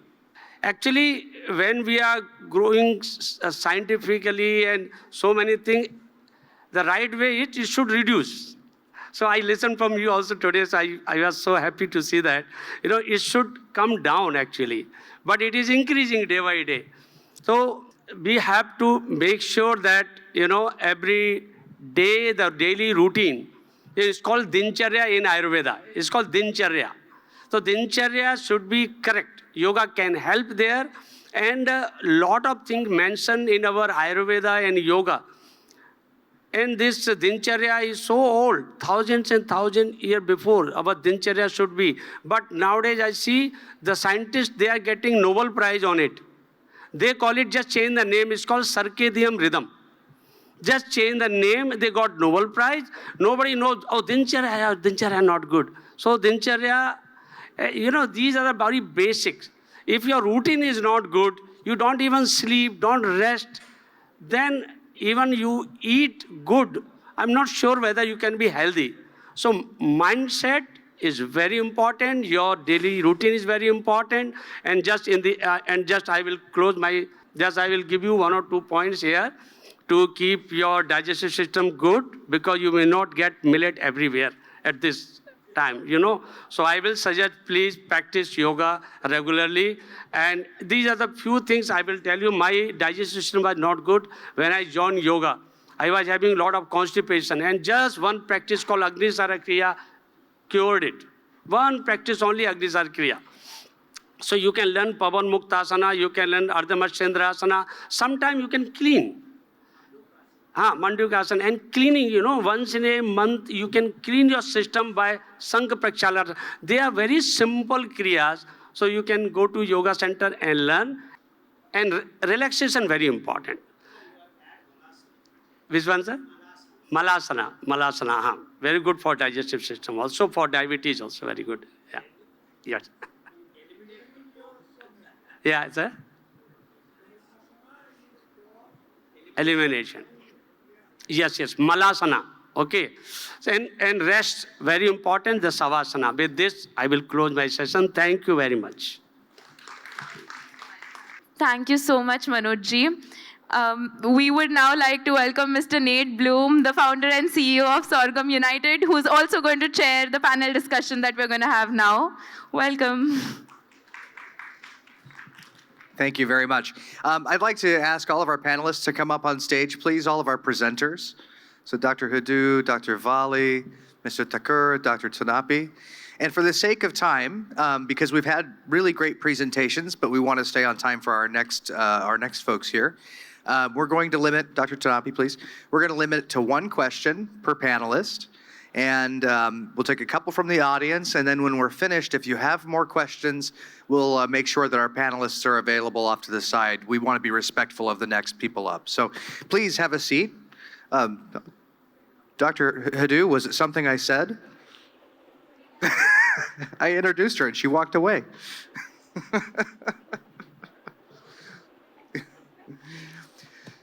All right, well, first of all, thank you for your great presentations today. There's a lot to unpack. There's a lot in the world of sorghum and millets that you have shed light on this morning. And at Sorghum United, as a global organization, we are very happy to take your message and share it with the rest of the world. I think this is very important. In fact, Dr. Vali, I was telling Dr. Tanapi, my associate earlier, that great video that you had, I told him we need that on the front page of our website. Yeah, please. Okay, very good, very good. So let's start with some questions here. And, I think we should go ladies first. Is that all right? Okay, all right. So let me tee up this question here for you. Okay, so Dr. Khadar, your work on a day-to-day basis with young people entering nutrition and health fields, what are the challenges and opportunities you see in leveraging the next generation to the promotion, adoption, and markets for millet-based products? Okay. Thank you so much, Bloom, sir. As I started even in my presentation, it has to start from the school, I believe. The education on nutrition and food literacy, as well as the diet diversity, which includes millets, needs to start right from school, because unless and until they are educated on what is the diet diversity apart from wheat and rice that they're consuming, they will never experiment with foods. Also, coming to the young people who are actually studying the nutritional sciences, I would like to mention here, one is the medical nutrition therapy component that they are learning. Another thing which is very important is to counsel patient, not just based on the diet charts, but as per their personalized nutrition requirements, and also at the same time do a very good patient counseling which considers their preferences. It's important that, which we are doing actually in our college, and I'm very proud to say that it is not just because of the International Year of Millets, but millets have been a part of the medical nutrition therapy for different diseases, where students experiment, students do practicals, they incorporate millets into the diets for different diseases. Not just that, we do a lot of millet education as well. So as a nutrition student, they are called as Nutri Buddies, which we call them, and they actually go in the community community and do a lot of education. So I think this is something which I would suggest for the young people. Very good. Thank you. Yeah. Thank you. And these are really important questions as we talk about how do we scale and how do we grow. As many of the people who are working within this industry are small or medium-sized businesses, entrepreneurs, or like Dr. Tanapi mentioned in his slides, which, by the way, I'd like a couple of those if you don't mind also. Finding ways to help them to scale and grow, and then to bring on new entrepreneurs and get more of the industry involved. But we need young people. And I Yes. am very grateful for educators like you who are working with them. Yeah, Thank you. I'm very proud to say we are having a course which is on food systems approach, which incorporates millets in a big way. Thank you. Thank you. Just want to add. Sure. Basically, at the level of PUC and degree courses, the nutritionists whom you're training, each student should be charged with going to 100 colleges and then talking about it. So that, that is the most important thing, which of course in the South India I have gone to more than 2,000 colleges, addressing thousands of young generation, because they are the ones who are going to get married and then enter the life. So that's where we need to push. So the young nutrition students, one-on-one, go to different colleges. That should be a way of propagating knowledge in a much serious way. Well, that's a great point, actually, and it tees up my next question for Mr. Thakur. All right, and when we talk about spreading the word, creating disciples, so to speak, one thing that we know in our digital age is that influencers matter, right? So influencers that have been shown to be very effective in promoting new products to the public, what are some of your tips for engaging new influencers, and which segment of influencers do you feel are best to engage with, Mr. Thakur? In Singapore, and even nowadays in every country, you will see lot of yoga studios and yoga schools are coming up, So in every yoga school, and this healthy eating habits should be developed. So this, what I came to know today when I listening Dr. Khadar Vali ji, that this book and this knowledge should go to every yoga student, okay? And they are very active on social media. Everybody is very active, and they want to listen right, what kind of food, yoga and food, it goes very well. It's a very, very famous topic, yoga and food. People ask what kind of food I should eat. So everywhere it should be there. Yeah. And it is written in Bhagavad Gita, Yukta Ahara Viharasya. So it's the moderate lifestyle and moderate eating. Very, very important. Yeah. Yukta means Yes. So I feel these programs we should organize many. And in Singapore, we should do it, and people want to know it. And I'm sure, thanks to Purnima-ji, and I think this is just a start, and we may be having many, many programs here. And through this, if we can reach to the world through social media, yeah, it's very easy. Yeah. That's exactly how we operate, Correct. quite frankly. Yes. Yeah. Thank you. Very good. Thank you so much. I would like to add on something to the digital thing which he mentioned. Like you are having the sorghum squad. If that gets promoted in a big way, especially, for the target population who are young children and all, I'm sure this is going to be very, very beneficial because they enjoy comics, they learn through the edutainment way. So since you mentioned that, a quick sneak peek for everyone. Just last week, I was in California, and we recorded a commercial for the Sorghum Squad and Sorghum United with 7 of the real housewives of Orange County. Now, I don't get off on celebrity, that's whatever, but each of those ladies has about 1 million followers. And so when we talk about those influencers getting that digital presence, that's exactly why I was asking that question as well, because it's something that's very important to us too. It's a strategy that we need to... It's a force multiplier is what it is. Yeah. All right, so next question is for Dr. Vali. Now, overprocessing of grains causes problems within consumer-ready foods. However, in many cases, heavy processing is required for shelf sustainability, or shelf stability, sorry. Describe for us, in your expert opinion, how mass processing for sorghum and millets can balance the need for volume, shelf stability, and nutrition. Yeah, this is a question loaded internally inconsistencies, because millets are by nature universal. So we don't need to mass process. This is the first and foremost important point that everyone should understand. We are actually internally inconsistent because we are growing rice and wheat which are centrally produced, then all these systems have come up. But then we have millets here, anywhere and everyone can grow. So there is no really need of this central processing, large scale process units and processing methods. Because locally, you can develop the processing methods in a very simple fashion, which we have been working in many villages. In fact, I didn't have time to go through that wonderful, from sowing to feeding. 5 ladies have done, and they have cured more than 400 diabetic patients in a village. So it is, and they have created themselves sustainable living.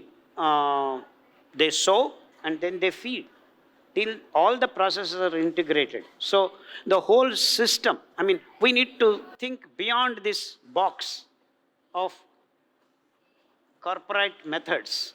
So we have done that, and we can still do corporate methods and come out winner, because the millets, without chemicals, without pesticides, you can store them for 10 years, 20 years, if you do not dehusk. So any process that you want to do in large scale, do it within a matter of 2 to 3 months, which we have the stabilizers. Even just the processes can stabilize, not add any chemicals at all. So those are the processes that we have been working with Adya and many other systems. And so especially jowar, sorghum, has a wonderful protein in it, which people have not recognized. People are just saying nutrient, nutrient, nutrient, but the protein is very special, and it builds the right muscles, and the tendons and ligaments do not tear if you make this as part of your food. So we are forgetting the quality over the quantity. So these thoughts have to come into the processing world.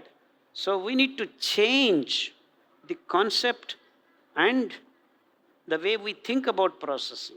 So what are we processing for? Overall, just standardizing things. It's like pizza in New York and pizza in Singapore, pizza in Hyderabad taste the same. How unscientific it is.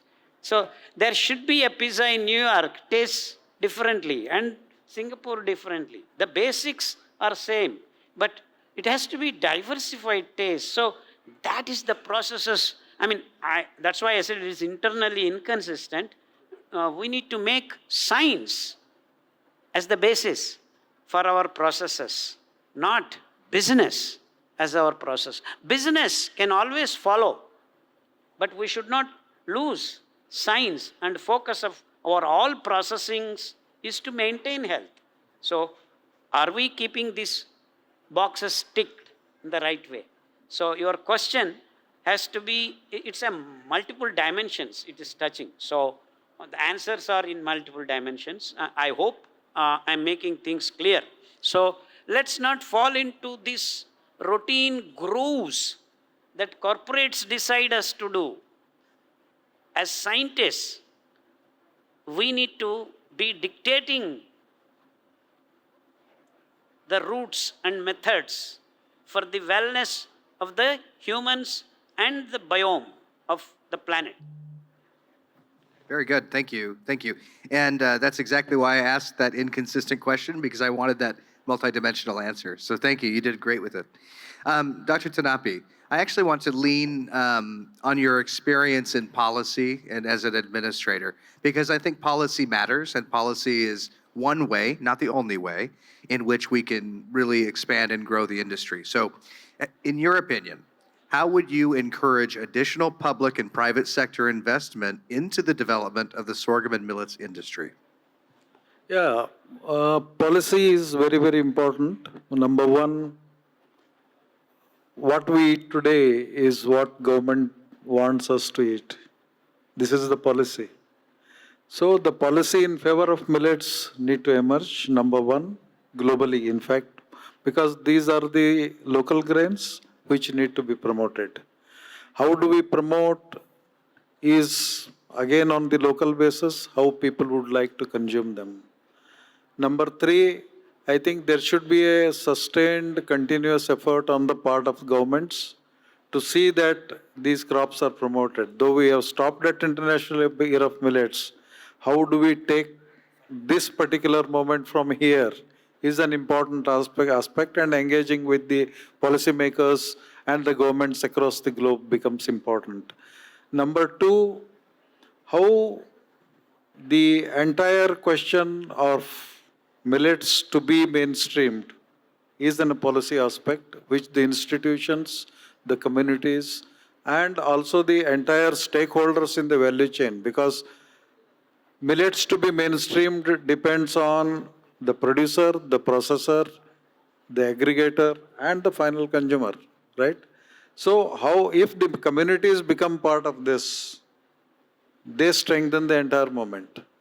Number two, if we don't strengthen any of the stakeholders in between, then there the problem of non-availability of the millets to the demand will arise.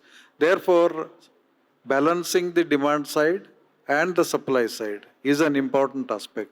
If demand is generated, then awareness is something which everyone has to tell openly to the globe, that how millets are beneficial to the health, to the planet, and to everyone, even to the farmer per se.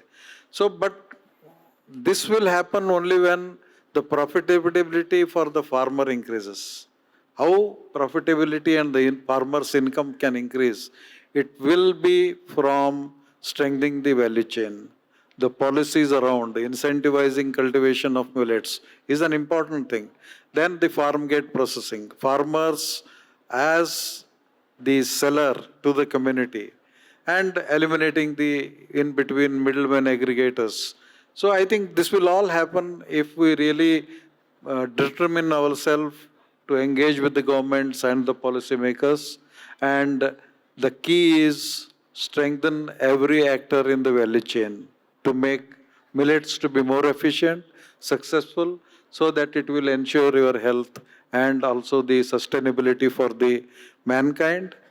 Because climate change is real, these crops are going to be real. That is where there is no competition for these crops. They need to be surviving, and they will survive because they have survived over generations. So policies have to come. One example I would like to quote. When the government of India wanted to introduce wheat in the Green Revolution period, what they did was, in the south, you see, rice was, or the other millets were the main food grains. There was a major program where crores of rupees were spent only to teach people how to make a roti with the wheat. Now, why can't we make a program to tell people how we cook the millets and eat them? This is very, very important. This is where we need to be taking it forward. Policies are important globally, and I think Sorghum United and everybody involved in this can take this with the policymakers and see that millets become a reality. Thank you very much. I just wanted to extend that point Dr. Tanopi has clearly mentioned, is that now, right now, in fact, you and sir also has missed this point, that millets are not costly. If you really take the hidden cost of rice and wheat produced, the amount of money that each country writes off as subsidy to the fertilizer industry and pesticide industry, right now Indian government every year writes off 2.5 lakh crores as subsidy. That means if I calculate that money and then cost the wheat and rice, it comes to 2,800 to 3,800 rupees per kilo. That means we have paid that money On top of it, we are paying another 40, 50 rupees or something like that. So when you compare that cost, that hidden cost that no one is talking about, including the experts, and that's what they spent crores of rupees. In South, even today, we cannot produce wheat. But now everyone is eating paratha. And that is the point that Sir was making. So that cost of the subsidy, even if they divert 10% of that subsidy to millets, we will make enormous progress. On top of it, what we are done, GST on millets was 18%. I went and fought, now they have reduced to 5%. That means instead of giving MSP and all other benefits to millets, we are still being taxed upon for producing millets and doing that. So these are the basic facts that the consumer should know. Because these kinds of issues, consumers should be aware and then constantly asking their so-called political leaders, hey, guys, let's get this done. And then things will happen. So the knowledge about these issues that the corporates are hiding behind the curtain has to be brought to the notice of people at large, be it America, be it India, or be it Singapore. It hardly matters because the same strategy is followed all over the world and they have been very successful at it.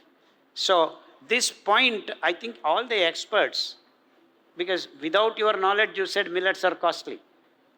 So at least the experts should start talking about the reality. And the students, the coming generations have to be made completely aware how they are getting rice and wheat as 30 rupees, 40 rupees, though it is not the case.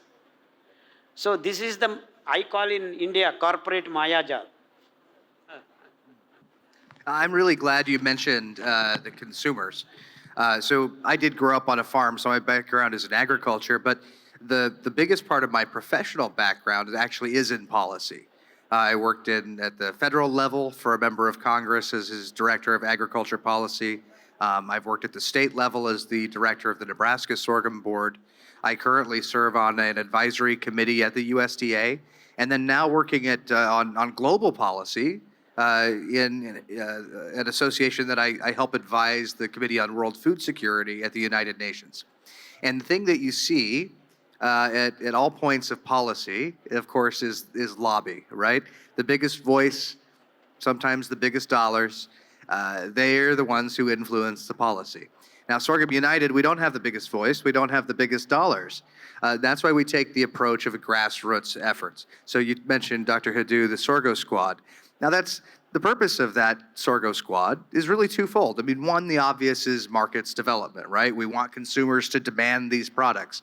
But the other is to tell the story, just like you said, of why they should be talking to their policymakers. So it's now becoming their voice. And we as a grassroots organization can give them the platform, give them the tools to go and make those asks of their policymakers on their own and empowering them. So I'm really glad you mentioned that.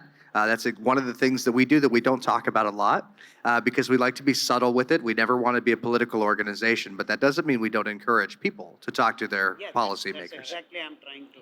Yeah, exactly right. So we're coming up on time, but I think we can take a couple of quick questions. Let's say we've got 4 panelists. Let's say we'll take 4 questions from the crowd, and then we'll thank our panelists. So don't be shy. You have a question? This is your opportunity. Okay. Can someone take a microphone around? Ladies? There we go. Okay. Thank you. This guy deserves a raise right here. He was paying attention. Thank you very much. Yeah, thank you, gentlemen and dearest speakers. It's been amazing to hear all of you. I've been practicing millets for last 4 years, and it's amazing. So I would definitely encourage everybody. But just coming back to the question, my question to Dr. Khadar, I think he did mention about not falling into corporate traps and commercialization. But I just believe that India is growing, so is the startup world, and I've been associated with a lot of startups. But I just believe that if you need to promote this, you need branding and you need influencers, which we just talked about. Though it's equally important that we create the grassroots, equally is very, very important. But I believe branding and associating with people who are famous at the same time, who can educate the youth, where they get really motivated, I think it's equally important. So I'm not sure what can be done. I'm sure a lot can be done, like the Sorghum Squad, but I believe associating with corporates is definitely required. I think there is a CSR that always runs as part of the corporates, so we can associate with Tata's, like Reliance Foundation, things like that to promote this, which will be really important, I believe. If you need to push this into a really high level quickly, we need their support. I don't think without them it can be progressed further.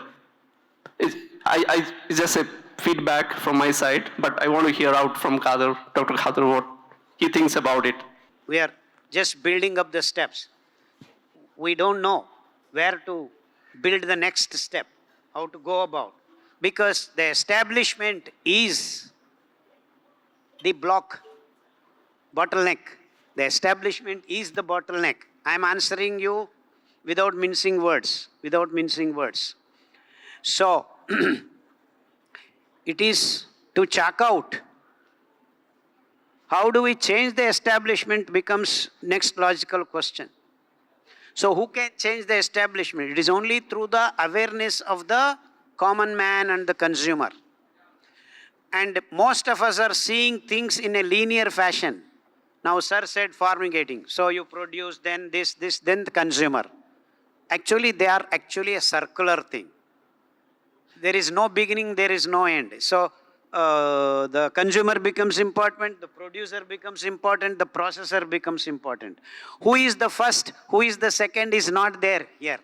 Just like sir mentioned Annamaya Kosa, Vijnana Kosa, Anandamaya Kosa. It is not in the linear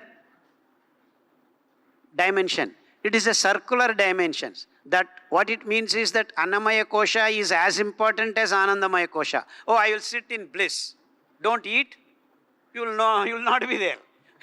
So, you need Annamaya Kosha, you need Anandamaya Kosha. So, you need the consumer, you need the policymaker. So, it is to take, it's an inclusive awareness. So, we need to, that's what we are trying to communicate, even to the policymakers. Hey fellows, you eat, you will be all right. You make policies, we all will be all right.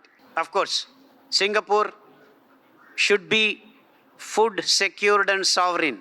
That they can do only with millets. So this knowledge, it is the awareness that brings changes. And that's the beauty of we all working together. Very good. I like that. I like the idea of everyone being an ambassador. I would only add to that I would say you have a responsibility. Once you have this knowledge, once you have this information, then there's also a responsibility then to push it and to share it with other people as well. So there's no slacking off for anybody. All right, really quickly, and I'll ask our speakers to be really concise. We'll do kind of a lightning round, but 3 more questions from the audience, and then we need to wrap. So do we have another question? Thank you, Namaste Bharat. Sir, finally I saw you here, not in from India, from Singapore. Thank you, Millets Man of India, sir. I'm very proud of you, CEO. So I'm a millet recipe researcher, sir, as well as I wrote 2 books about the millets also. So my special things, I write a recipe only for the kids. It's a fusion European millet Indian dish. So I have 2 questions, sir, from your side. The first question is, why the millets is nowadays very costly compared to the rice and wheat? So when I go to the market, normally I see like a Indian rupee, $120, like a ragi or kambu, kelvarga, anything. But rice is $40, $50, easily we can getting in the rupees. So why that is? Is there any cultivation process is very slow in India? The one. The second one is, the schools nowadays especially the public schools, like Indian public school, like CBSE schools, they are ruling the millets now because they have a certain lunch menu and the snack menu they are giving from the management. So this is the only the people can get in the lunch time and the snacks time. You can't eat any biscuits or any other junk food items, only the millets. So sometimes what happens, the millets cost is very high compared to the other things. So the normal people can't buy that one. Why? So the disease question, I have a very long days. The correct chance to get a sir here to get answer. Thank you, sir. Yeah, first question is why it is costly. I have already explained it is not costly. It is the way it is done. So if only we get subsidies to the millets from each policy maker, we will be very, very much cheaper. And why it is not grown? It's because farmers are not ready to grow. What they grow is not being met by the consumer and given the right price. It is the same as rice and wheat, you take the same kind of labor and everything. In fact, it is much easier. Without irrigation, you can grow. It is that they are ready to grow. See, I have grown actually millets, but no one is buying. So what happens is after 2-3 rounds, I stop growing. And that's how a seed is eliminated from the planet. Because you have to keep at it to make it live into the future generations. So in fact, the 5 minor millets were almost disappeared. I have come back and then started slowly bringing them back to the consciousness of human beings. And second question is integrating with kids, school systems, and of course policy makers. As he explained, we need that. In fact, I am so happy Indian government has made now 30% mandatory in military organizations, our security forces. In fact, in the last 6-7 months, I have given more than 20 border military organizations, CISF, CRPF, and it is mandatory that they are eating 30% of their food. In the ration itself is made mandatory. So, and it is farmers' now job to produce, to meet that 30%. So this kind of policy making and then farmers getting the right price, all these things have to happen. And as Sir said, it's all step by step, but these cycles have to be built up. We have broken the cycle by knowing or unknowing. So we need to build the cycles. All good things happen once it is cycle. There is what is called snowball effect. When you begin, the snowball is this much. He knows more, Nebraska. Not many snowballs in India, are there? So after it gains some momentum, the ball becomes big in short period. And that's the way snowball effect it is called. So I guess we are in the beginning of making the snowball. And I hope once next 5-10 years, then the snowball effect will come. And then everyone will be talking about millets. So thank you for that. I know that I said 2 more questions. I said 4 questions, but again, we're really about a half an hour over time now, and I feel really badly about that. So what I would do is, I would here's what I'd like to do. Hold your question just for a second. I would like to invite all of our panelists to go visit the Sorghum United Lounge in the Millets Pavilion once we finish here.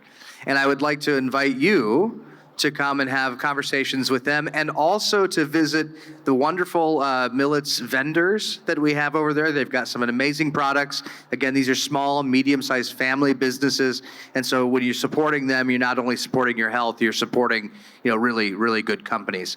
To the last point, and I'll close on this note, to the snowball notion, and to your question about how do we continue to move forward. When we first started Sorghum United, I described my daily experience as this. And if you're familiar with Greek mythology, you may be familiar with the story of Sisyphus. Does anybody know Sisyphus in the crowd? Yeah? Okay. So Sisyphus was a king who angered the gods. Short story, he made the gods angry. And they sent him to Hades, to hell, and he escaped, and they caught him, and they sent him back, and as punishment, his punishment was to eternally roll a boulder up a hill. Okay? One man by himself, always pushing the boulder up the hill. Now, when you think about the 2 things that Sisyphus could know, there are only 2 things he could know. One, well, I should say actually, there's one thing he couldn't know and there's one thing he could. Sorry, let me phrase that. So the one thing he couldn't know was he could never know how close he was to maybe a little plateau or a place where he could rest. He could never know that because he can't see on the other side of the boulder. But the only thing he could know was that the moment he let go of that boulder was the moment he had to start all over from the bottom. And when we first started Sorghum United, I felt like Sisyphus all day long, every day. And some days you woke up and said, man, why am I pushing this boulder? But now as we've grown and we continue to push through and to persevere, now I'm not pushing it alone. And now I know people who have been pushing it a lot longer than I have when I thought I was alone. And so to the point of some of these questions and some of the comments earlier, help us roll the boulder. Be an advocate, be an ambassador, talk to your policymakers, talk to your friends, talk to your doctor, talk to your nutritionists. Talk to the people that can influence other people and help us roll the boulder. Be part of the 4,000 people around the world on every continent that are within Sorghum United that are now rolling that boulder with us. And we continue to grow every day. So with that, let's give a big round of applause for all of our speakers. And I would like you to come, have your questions, have the one-on-one conversations, and visit with our vendors as well. And Purnamaji, I'm so sorry we ran long, but I think that it was a good thing we did. There's a lot of good questions that were answered, so thank you. Thank you so much, audience. I know that Dr. Khadar Vali, Dr. Sinhaji, and all of you, it was such a wonderful morning. And usually in India, the crowd is almost like 100,000, 200,000, but we could only gather so many on a Sunday morning, but it is a very exclusive crowd. Private invitation we can think about. I would deeply, from the bottom of my heart, thank one person who has made this happen and who has supported me from last 1 year, all the way from USA, Mr. Nate Bloom from Sorghum United. Really, I want him a big round of applause. I mean, you could just understand, I'm not really going geographically or, trying to, it's a very inclusive global community. Somebody from US helping a Indian lady staying in Singapore for my Namaste Bharat, it's a very achievable honor for me, where many of them don't support you, they try to pull you back. So, Jai Hind, thank you so much to Nate Bloom. I mean, this is really thankful from the bottom of my heart. And also, Dr. Khadar Vali, in one phone call, he said, yes, I'm coming. Deeply grateful. We all need your blessings for a healthy life, especially me. I'm going to be your client now. And Dr. Vilas, thank you for coming all the way. Dr. Radhika, Manoj ji has always been our support. And Dr. Sinha ji, thank you so much, so very much. He's come all the way from India to bless us, help us. Dr. Sinha ji, ये छोटी सी कोशिश है भारत को एक hall में लेके आने की. Next year से और ज़्यादा अच्छे से करेंगे. Thank you. One other person I want with a big round of applause who is behind the scene, supporting me throughout on behalf of Sorghum United is Dr. Tripathi. I would like you to come on stage, please. This all is increasing the awareness of millets. So please visit the Millet Pavilion.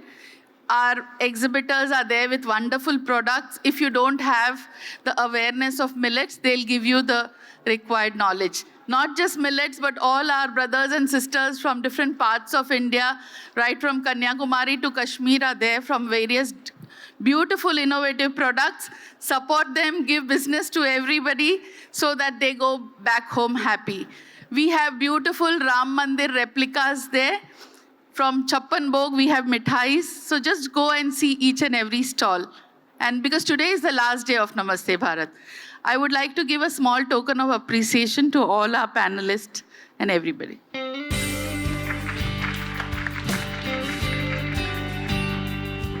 This is also handcrafted, beautiful from one of our stalls. It's called Fulkari Dupatta. And it can be worn by male, female, anybody.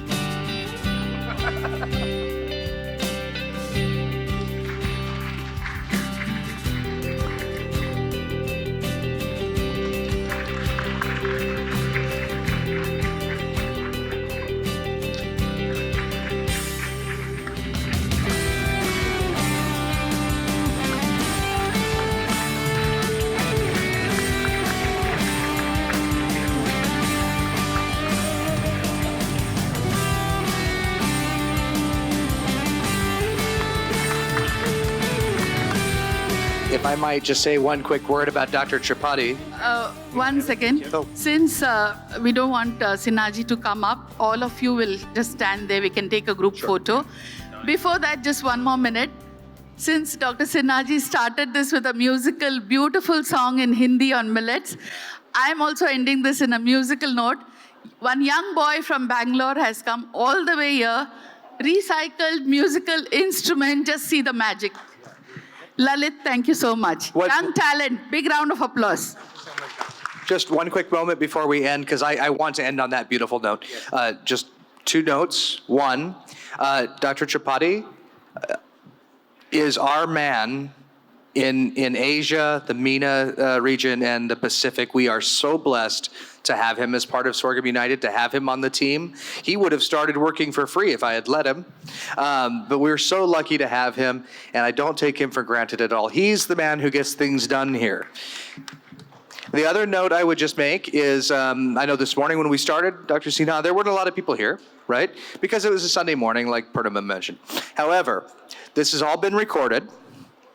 We're going to have it up on our YouTube. We'll send it to each of our panelists, all of our presenters, as well as to Purnima ma'am, and we'll have it distributed then globally through our networks. So, not to worry. Now, to you, young man, thank you so much for coming all the way here. Let me please shake your hand. Absolutely.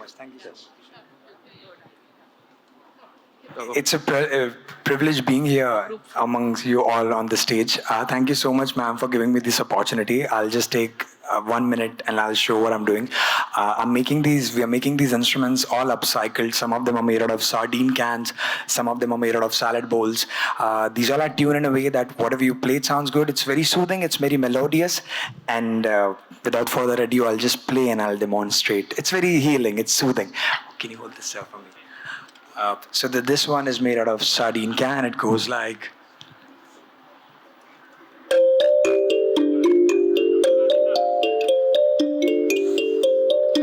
So these are tuned in a way that whatever you play. Unlike most of the musical instruments, these are not very difficult to play. They're healing, but at the same time, as with the advent of technology, we spend too much of time on screens. This is a nice alternate to just take it easy, let the monkey mind stay still, and it also helps with the creativity. It makes you melodious. It makes you all creative. And then there are some that are made out of, these are like made on salad bowls, which go like, I think this wouldn't need that speaker.